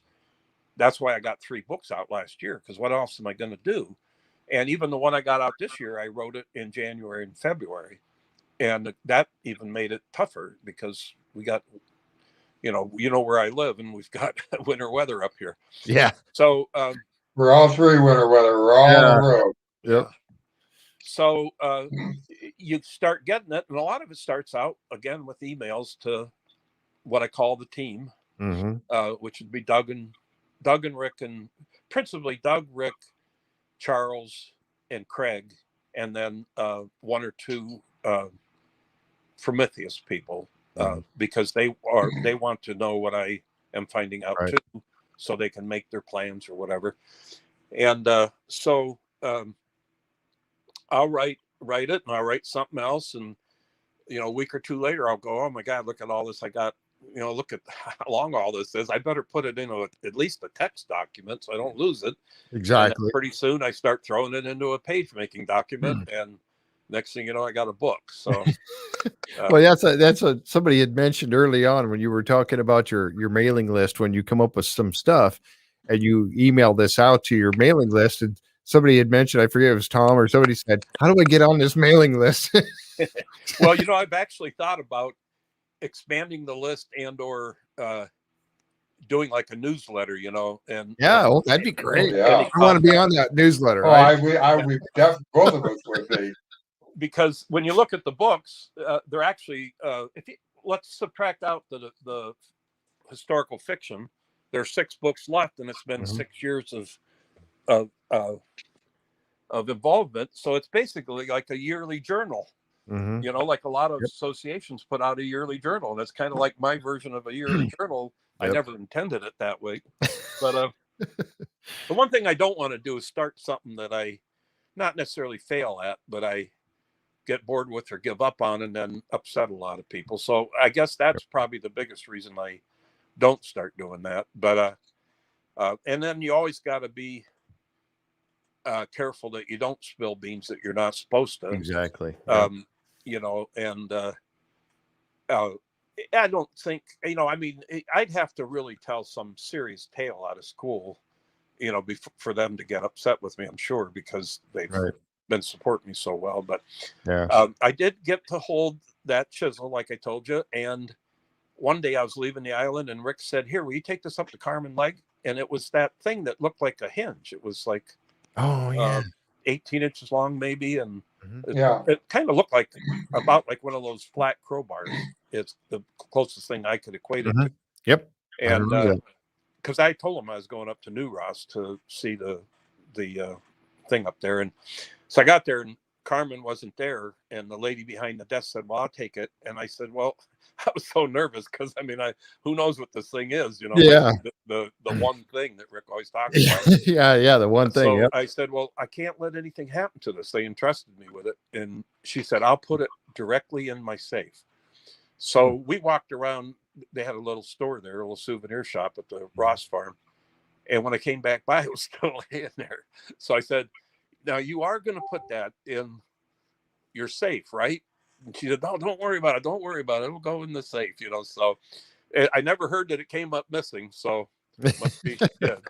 Yeah, I was just looking at Carmen said, "Shocked indeed," when you were talking about some of the things that you had in that you had sent to him. He said, "Shocked indeed." Yeah, that was one of the comments that he made in here. I was just catching some of that, but oh, cool. Oh my goodness. Yeah, he was he said so there was something he said something. Oh, the research that Jim has uncovered cannot be dismissed in any fashion. That was Carmen that said that. Yeah. So thank you, Carmen. Appreciate your chiming in. I want to thank him too, but I agree with him. Whether I wrote the book or not, I'd agree with him because some of it's pretty darn stunning. And while it doesn't prove exactly what's in the bottom of the money pit or anything like that, it sure proves the Alexander presence at New Ross and in that general vicinity. And a lot of people probably know, but if you leave Oak Island and take the first river, I guess it would be west, that takes you right up the mountain to New Ross. And so the road, the modern highway, follows the river too. Yep. But of course, back then they didn't have that. So they would either, I was told by someone that it actually was navigable back in the day, but that because of gold mining and other things that happened with it, that it changed its nature to where it's kind of hard to even get a canoe down it. But regardless, either way, you would have something to follow. Like if he said, "Hey, I want you to build me a estate up on that mountain somewhere," you're not going to go in a direction where there's nothing showing you where it's at. So they followed the river up right at the top. They built this estate. And so I just have to, I know we're probably going to close on time here pretty soon. Yeah, we got about 18 minutes left. Yep. I just want to say that every single person up there that I've ever dealt with have just been gems. And even to the point of Mark Finnan emailing with me and John Noss emailing with me and Court emailing with me, and then people I met in person up there. People are genuinely interested in this. They themselves are a wealth of knowledge. Their mind is just packed with the things that they've discovered, but they also want to know what you've discovered. And there's not a lot of, I wouldn't say there's competition in the people aren't like, well, I'm not going to say that because, that'll agree with him or whatever. And I would never say that it's solved. Right. But I think that there's such a great amount of history, especially with this last book, that, as Carmen said, you can't ignore it. It may not explain it 100%, but you absolutely can't ignore what's going on here. So, Right. The guy that owns the painting and the curator that found it for me invited me over to London to Wow. see it, but they didn't say they'd pay my way. So, so that might be down the road a little bit. So you need to sell a few more books. So everybody, help them out here so we can get. Are you amazed from when you first started really looking into this, when you go back that many years to where you are now, how much you found out, how much people really didn't know? Yeah. Yes, and it's more like putting the pieces of a puzzle together that you can't really tell if they fit. In the beginning, you're kind of jamming them together, and then pretty soon they start literally falling into place. But the intent, honestly, was never to write any book. It was only to have fun exploring this. And of course, I was thrilled that I was dealing with the Oak Island team. In the beginning, it was only a few of them, but eventually it stretched out to everybody. And again, other than Fred and Dan, I met everyone else, and I met Dan Hensky too. And that guy's brilliant. I want to tell you, he knows so much, and we've heard he's not a big talker, but if you get him alone on the porch of the interpretive center and get him talking, you're going to find out stuff. And so everybody was they're just all peaches. I can't say enough about them. And I have some words on the interpretive center wall. Yeah.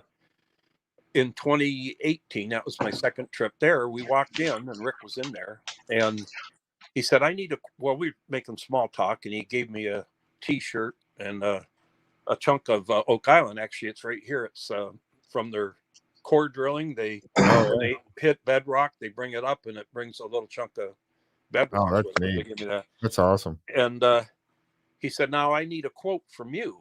And I'm thinking a quote, like I was in the print business, and you're bidding on something, and I was thinking, did you want me to write something for you, and you want a price? And I said, I'm not sure what you mean. What do you want a quote on? And he said, I want a quote to put right up on the wall right there. And I'm like, oh my God. So I said, well, I can't give you something now because it'll probably be stupid. So let me think about it, and I'll email you in a few days. So I came up into my office and quiet in the morning, and I started thinking about what is Oak Island about and everything. And I realized that it wasn't so much about who buried the treasure and what tool was used to dig this hole and all that stuff. It was about people living their youth over again, looking for reading the Count of Monte Cristo, which was about a treasure on an island, or Treasure Island, or and I thought, basically it's allowing us to be kids again, but in a big way, with big equipment and big research and all that. So I wrote, and I hope I can quote myself correctly, but Oak Island is not so much a mystery to be solved as it is a chance to experience the unapologetic fascination of youth again. Yep, absolutely, and that's so true. Yep. And the Reader's Digest article just does that even more. Oh yeah, you read that article. Yep. I put that with all my Alexander Dumas and Jack London and all those books. I confiscated that particular issue of Reader's Digest, and I probably had it with those books for a few years. Yep. But one day that Rick called, and we were just chatting, and I said, what always appealed to me about it was it's just like I called up my buddies and said, hey, get your pickup truck and your chainsaw and tell Billy to get the backhoe. We're going up there and we're going to figure this damn thing out. And he said, that's exactly what it is for us. It's the boys with the toys, but they got the money to have them, and they're exactly.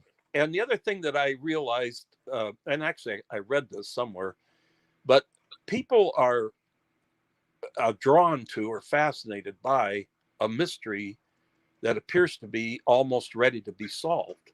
Right.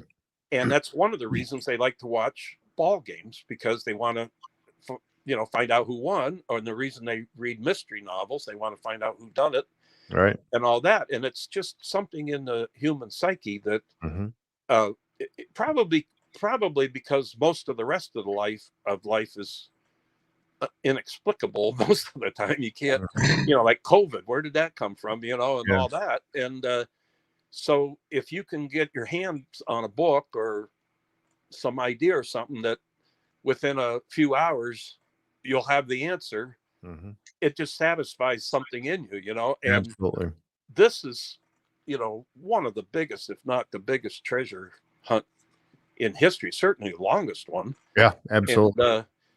And it's on an island, like Charles said, it's a treasure on an island. Who wouldn't want to be trying to figure it out and be involved and all that? So anyway, I'm just so lucky. I just count my blessings all the time about this. And I don't mind talking about it, obviously. And I don't do that just to sell. We enjoy you doing it. Yeah, absolutely. Buy my books, but that's not why I do it. I like to talk about it and talk to other people that are interested about it. And I'll be like, we live down on a somewhat lonely beach road. There's only a few of us that live here year round, but looky-loos are coming by looking at the cottages and the lake and whatever, and they'll see me and they'll stop and they'll say, "Don't I know you from somewhere? Oh, are you that guy that's involved with Oak Island?" And it's not like it is with Rick. I mean, I went into a store with Rick, and my God, I can imagine. Oh my goodness. They had him signing everything that anybody could grab and every magic marker they could find. Nobody asked me for my autograph that day, but he sure signed a bunch of them. But I'll tell you another little anecdote, just to show you what the type of guy he is. I know you're trying to keep it down to 2 hours. No, it's okay. Go ahead. So here's Doug and him and I riding in a pickup truck up to New Ross, and we had an appointment with the people up there, and but we stopped at this Ace Hardware. This guy had pulled up with a panel truck, and he had this big, it was like a storm door, and it was in big wraps, with the cellophane on it and the wood around it and everything to protect it. And we're like, how the heck is he going to get that off that truck himself? So Doug rolled right in there, and we jumped out. I was sitting in the middle, so I didn't really. I mean, it was them that did it, but Rick's right over there telling the guy, "We're going to help you. Hold on. We're going to help you." So the three of us helped that other guy, and we lifted that thing right down and carried it right over to the store where it belonged. And then basically we got in our truck and left again. And I'm like, that just seems like the kind of guy Rick is. You really do. And it's like I said this before on the show, but when there was that drilling down episode that was with Dave Blankenship talking about Dan Blankenship, and Dave was talking about the fact that when he goes out in the public or whatever, and people say, see him and they recognize him obviously, and they say, "I know you," and he said, "You don't know me. You don't know me." And he said that in a nice way. He was just being himself. But what he meant by that was that what they meant by that was that when we watch these guys on show, day or week after week and season after season, we do get to feel like we know them. Yes. And it's like, Rick, I feel that from him. What you've said and what many of my other guests that I've had on have said, they've all agreed with exactly what you just said, that that's who he is. Who you see on the TV show is who he is. And I get that same sense from him. And I get the same sense from almost the whole crew. Oh, yeah, I mean, absolutely. What you see is what you get. Yep. I would say with every goes. one of them that I've met so far are exactly what you see, what you get. And it's also quite an interesting feeling that when you you see a movie star or a singer or something, and you run into them in an airport or whatever, and it's like really fascinating or whatever. But when you've been watching these guys on TV for a few years, and then the next thing you know, you're standing next to them and you're surrounded by them, and it's like surreal. You don't even know which way to look and what to say and what to do, Yeah, but they make you feel so comfortable. They absolutely just embrace you, physically embrace you, you know. And another quick anecdote was that, well, two of them. One about Rick was I was leaving the island one day, and we had been talking for a long time and had a big meeting and all that. And then he goes over to his pickup and gets a chainsaw out of his pickup truck. Now, Rick's hands are dirty. His nails are cracked. I saw him one time come out of the swamp. He was so muddy that he had to ride on the tailgate of the truck. And that reminded me of my old motorcycle, you know, cross-country motorcycle riding and everything. And he'd be so dirty, you had to take your clothes off outside. Well, he gets that chainsaw out, and I said, "What are you doing now?" And he said, "I've got to go cut new tour paths because we got dynamite charges planted up there." And my thought to myself was, "You are the star. Go sit in a chair and sign autographs and let some flunky do it." But then he left. He walked away, and this one lady that I told you, it's kind of like the mother of everybody up there. Mm-hmm. She said, "That man is here 7 days a week, working from dawn to dusk. He is so dedicated to this island, you know." So it's just a wonderful thing to see. You know, people tell me, "Boy, you have passion." Like my son says, "God, I wish I had half your passion for something like this," you know, and whatever. But I don't hold a candle to Rick. Obviously, if I lived up there, they'd probably have to kick me off the island. Yeah, I'm the same way. I think all of us, all the members that are watching right now, are feeling the same way. They'd have to drag me off that island if I could work there. Yeah, it is cool. And, you know, some people think it has you know, some negativity to it. And there may be some. I mean, I had my own little curse of Oak Island happen when I was supposed to be there for a meeting, and I lost my truck keys, and it took hours to find them. Luckily, I still made the meeting on time, but the car rental wanted $750 to come down there and pop the door open and give me a new key. Oof. So I called independent locksmith, and he said, "Oh, heck, I don't need that. I mean, I'll do it for $100." He said, "But I'm driving that way right now, but it's going to take me an hour to get there." So I'm sitting on pins and needles, like, how am I going to get over to the island for my meeting? Mm-hmm. And I don't want to look like a dang fool.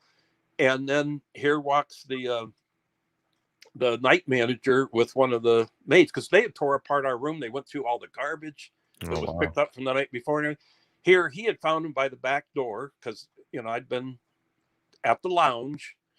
So he found him at the back door, and he just threw him on his desk and locked his door and went home for the night. Mm-hmm.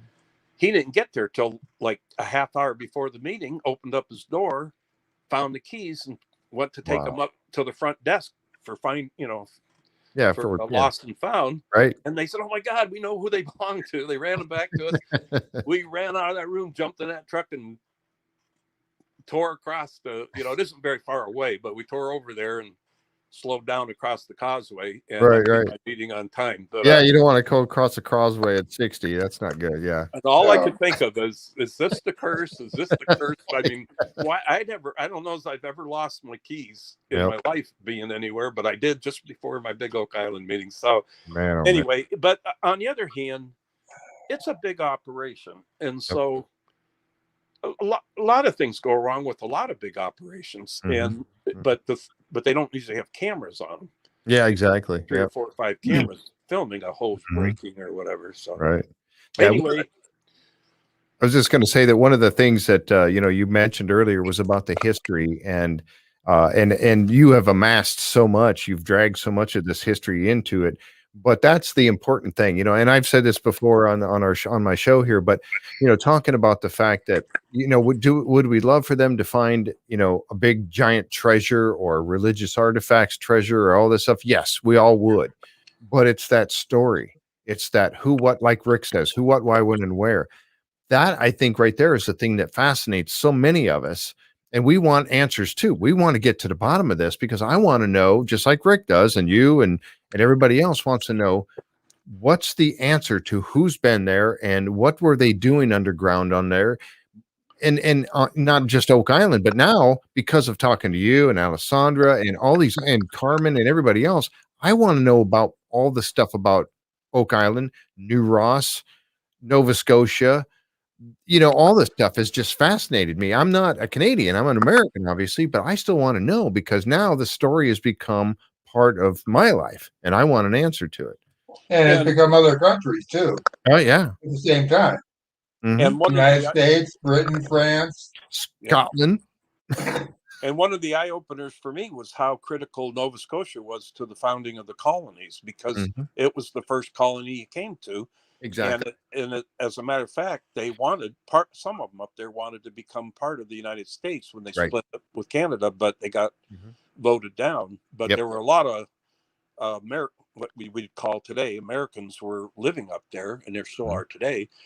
And so I never realized that it was so significant to the history of the whole colony. And Right. so that was a big eye opener for me. I mean, when I first went up there, I went up for the music, and we did the Cayley Trail. They call up around Cape Breton. The music's just incredible. That's where Mhm. Natalie McMaster, the one of the best fiddlers that ever lived, was from there. And Wow. so that was the main reason I was there. But I had the secondary reason of Oak Island, but that got shot down right away. They told me Mhm. you'd never get on there, and they didn't know, but I did. Ha! I've been on the island 10 days now, so who's counting? But um, if it wasn't for COVID, I probably would have went up again this year. But Oh, yeah. that just set everybody back. It's set. But you don't get really any warning on that, do you? That they want you to come up. Uh, it's 2 or 3 months ahead. They'll ask if I'm willing to, and then you got to make all the arrangements. So that's another thing people don't realize is there's a lot of logistics behind everything. Like, especially if in a year where they have a lot of theorists, every one of those theorists, they make flight plans for them. Different people pay for different things, and I Right. paid for different things in the past or whatever. They pick it up. It depends on the circumstances, but they still make the flight plans. They make your car rental plans. They make your where you're going to stay, and Mhm. all the legal documents you have to sign and all that.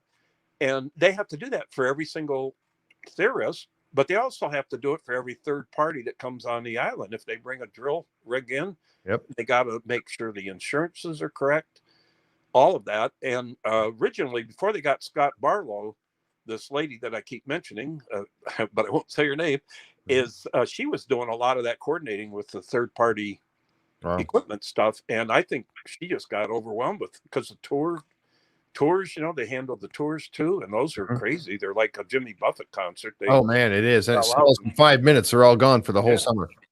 So they brought Scott on because of his knowledge of heavy equipment and to take some of that load off. And they share. Well, Scott shares with a trailer office with. Well, I'm not sure if it's a trailer office, but it's an office with Laird.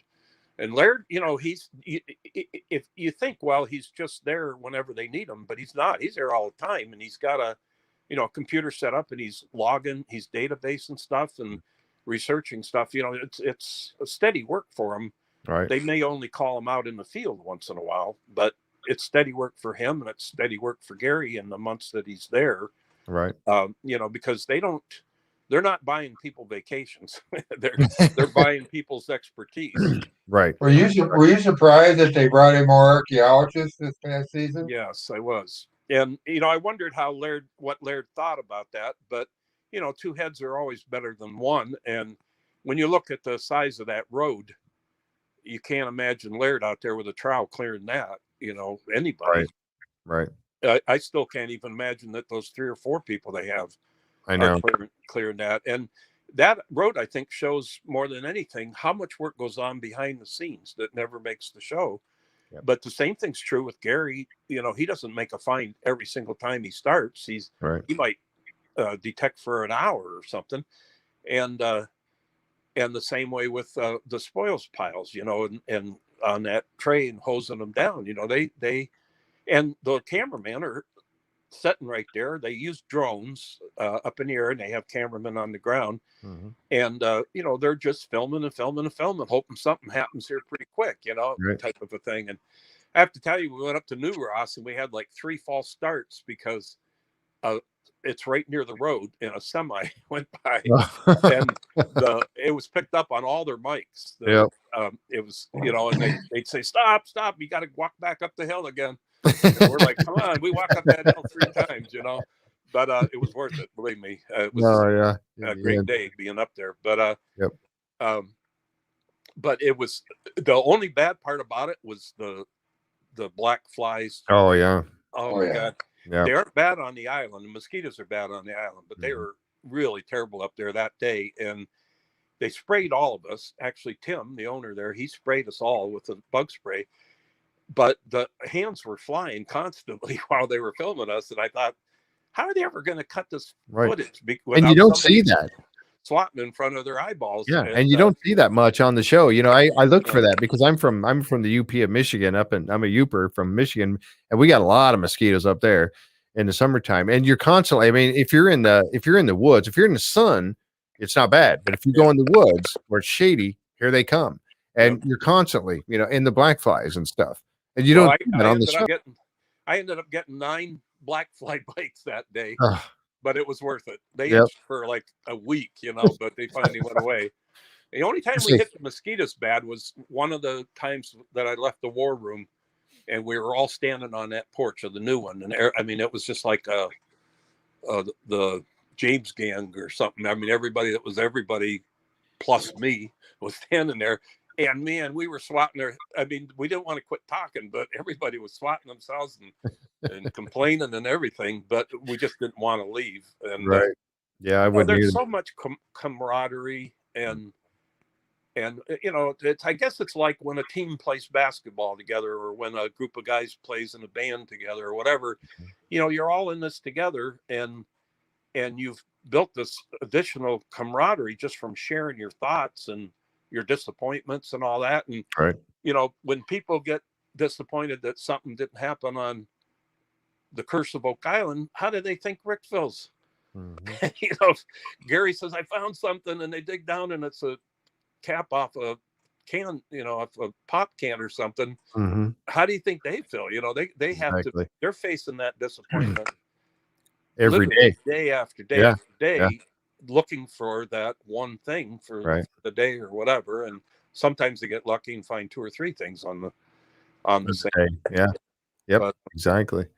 I can't say a bad word about any of them, not because of my NDA, just because every single person we met up there was just a gem. And we get that sense for sure. I'll go back in a heartbeat if the day ever comes and this COVID stuff's gone and I'm still in the works here with the history.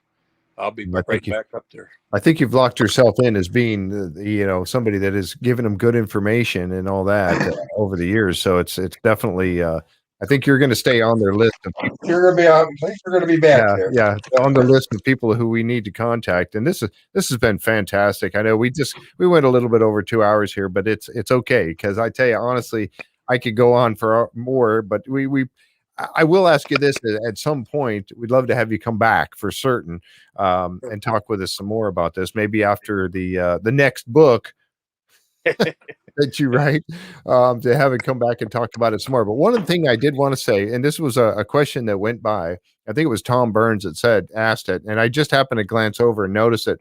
And he said, which came first, Nolan's Cross or New Ross?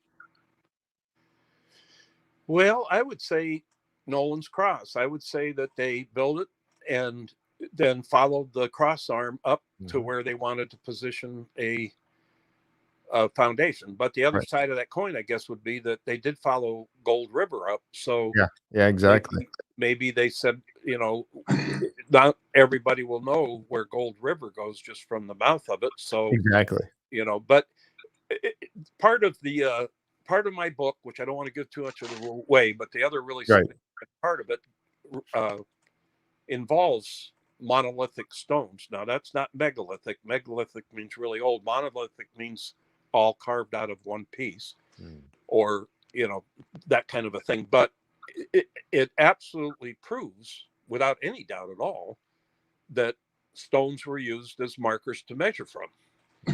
And so why would Nolan's Cross be any different than any other set of stones? Exactly. Yep. And they only believe that one of them, that Fred moved one of them, I believe, to dig under it to see if there was something under it. But there, people say, well, there's a lot of rocks on Oak Island. Yeah, but there's not a lot of rocks that big.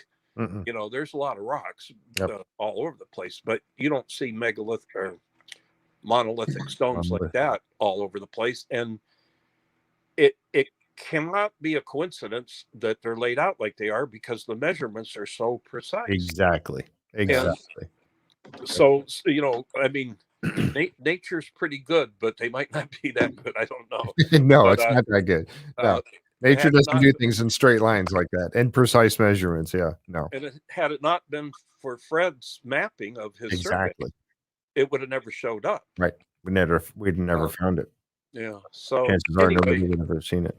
There's some science involved again right there. Yeah. He didn't know he didn't know he was going to find Nolan's cross. He was just surveying every little thing he could find. Next thing you know, he sees a big cross on the drawing. And I wonder if they ever went over all those drawings of his, because boy, when Rick unrolled that on the floor that one show, I'm like, you got to be a genius. And I was the same way. I thought the same thing. I'm looking at this thing laid out, and I'm like, how in the world does anybody make heads or tails? And I brought that up when we had Steve and Laird on the show, and I brought that up with Steve, and I said, now Steve could make sense of that.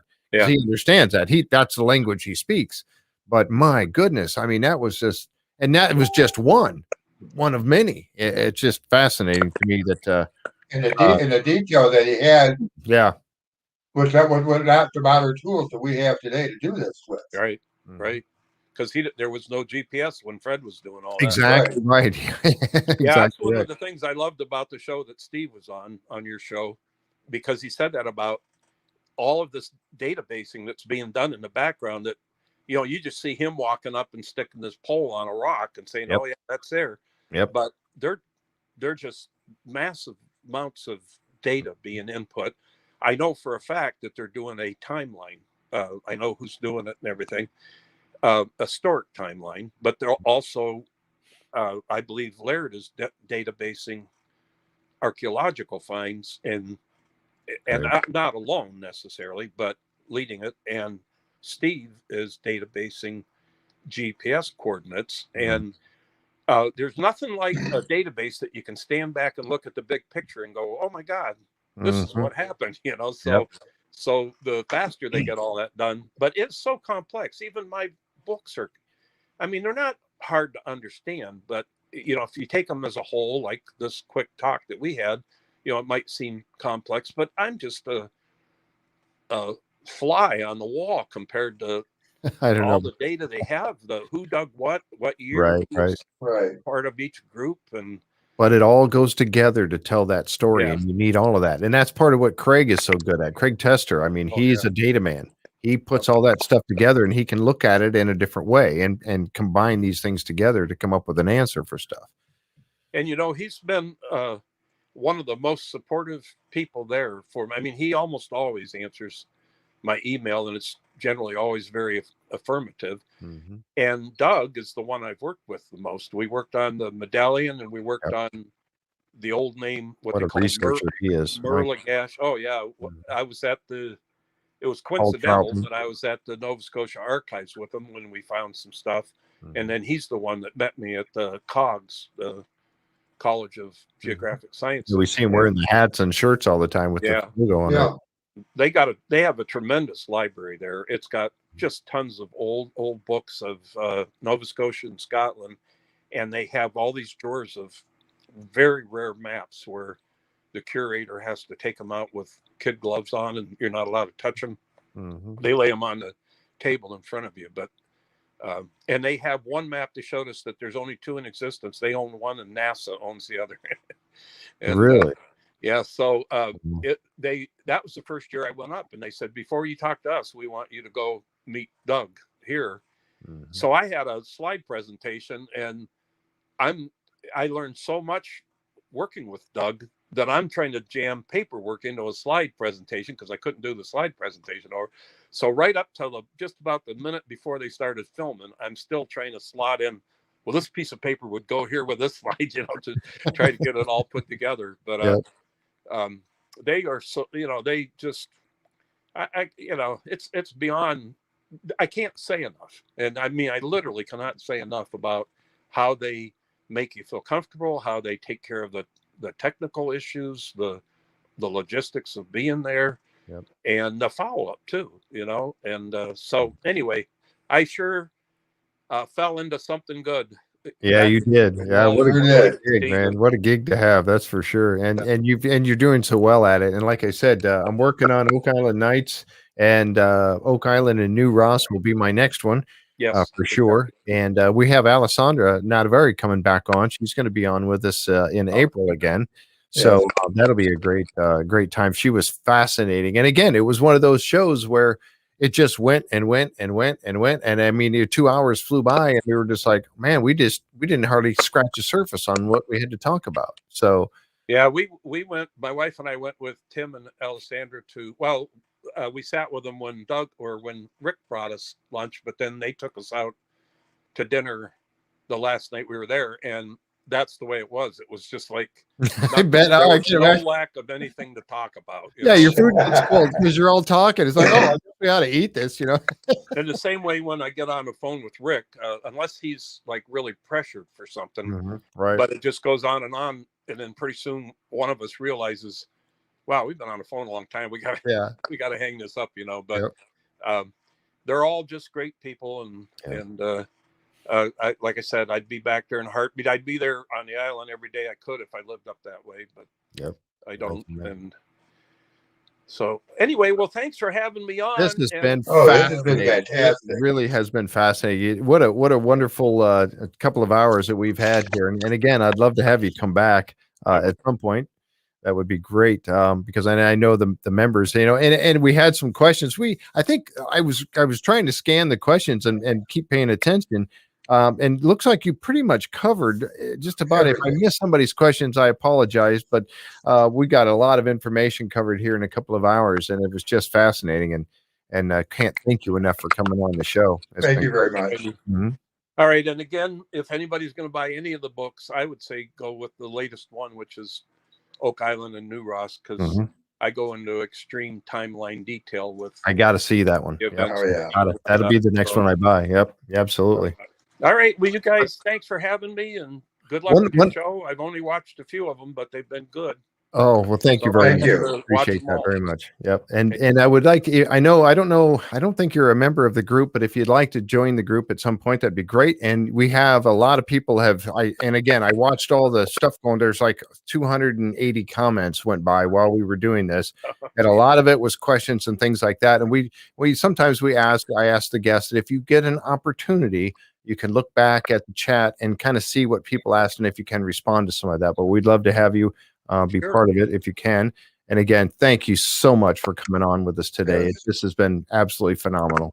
Well, you guys are more than welcome. I'm sorry we had all the technical glitches in the That's beginning. okay. I practiced it for like a week, and then boom, everything fell apart at the last minute. We blame Oak Island. That's what we do. Oak Island. It's Oak Island. It does it. We're talking Oak Island, and that's exactly what happens. So, all right. You have a great rest of your day, sir. Thank you very much. All right. Bye-bye. All right. And for those of you out there who are watching, thank you so much for being here with us today. We've really appreciated the support that we get from all of you. And again, this is why Jack and I and Linda and Jan, this is exactly why we do this, so that we can share this information with you guys. And I get the information too, and the chat going by and all the good discussion from everybody. We love it so much. And that's exactly why this group and this show exists. So thank you all so very much. And if you're out watching on the YouTube side, please give us a thumbs up if you like our content, and don't forget to subscribe. We really appreciate that as well very much. Jack, thank you so much for being here, sir. Thank you. We didn't get a lot of words in edgewise, but that's okay. We didn't need to.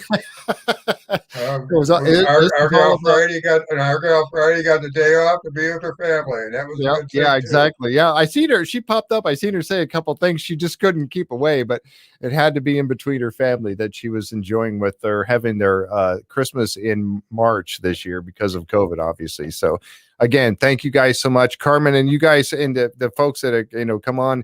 Appreciate you guys jumping in and saying stuff like that. It just really is great. Thank you for that very much. And you guys have a great rest of your week. We'll see you on Tuesday night. Don't forget, it is the I'm sorry. Oh, Wednesday night. Sorry. Wednesday night. Well, we'll kind of see you on Tuesday because we'll all be watching the show, obviously. And then on Wednesday night at 7:30, we'll have this. Now, we don't have a live show planned for next weekend because I've got to go out of town. I'm going to be out of town for several days. I think we're looking to maybe do a rerun of one of the other shows that we've had, and I think Linda's picking one out for that. So we'll do our best with that. But thank you all so much for being here. We really appreciate you so very, very much. Have a great week, and thanks spring, right? All right. Have a good day.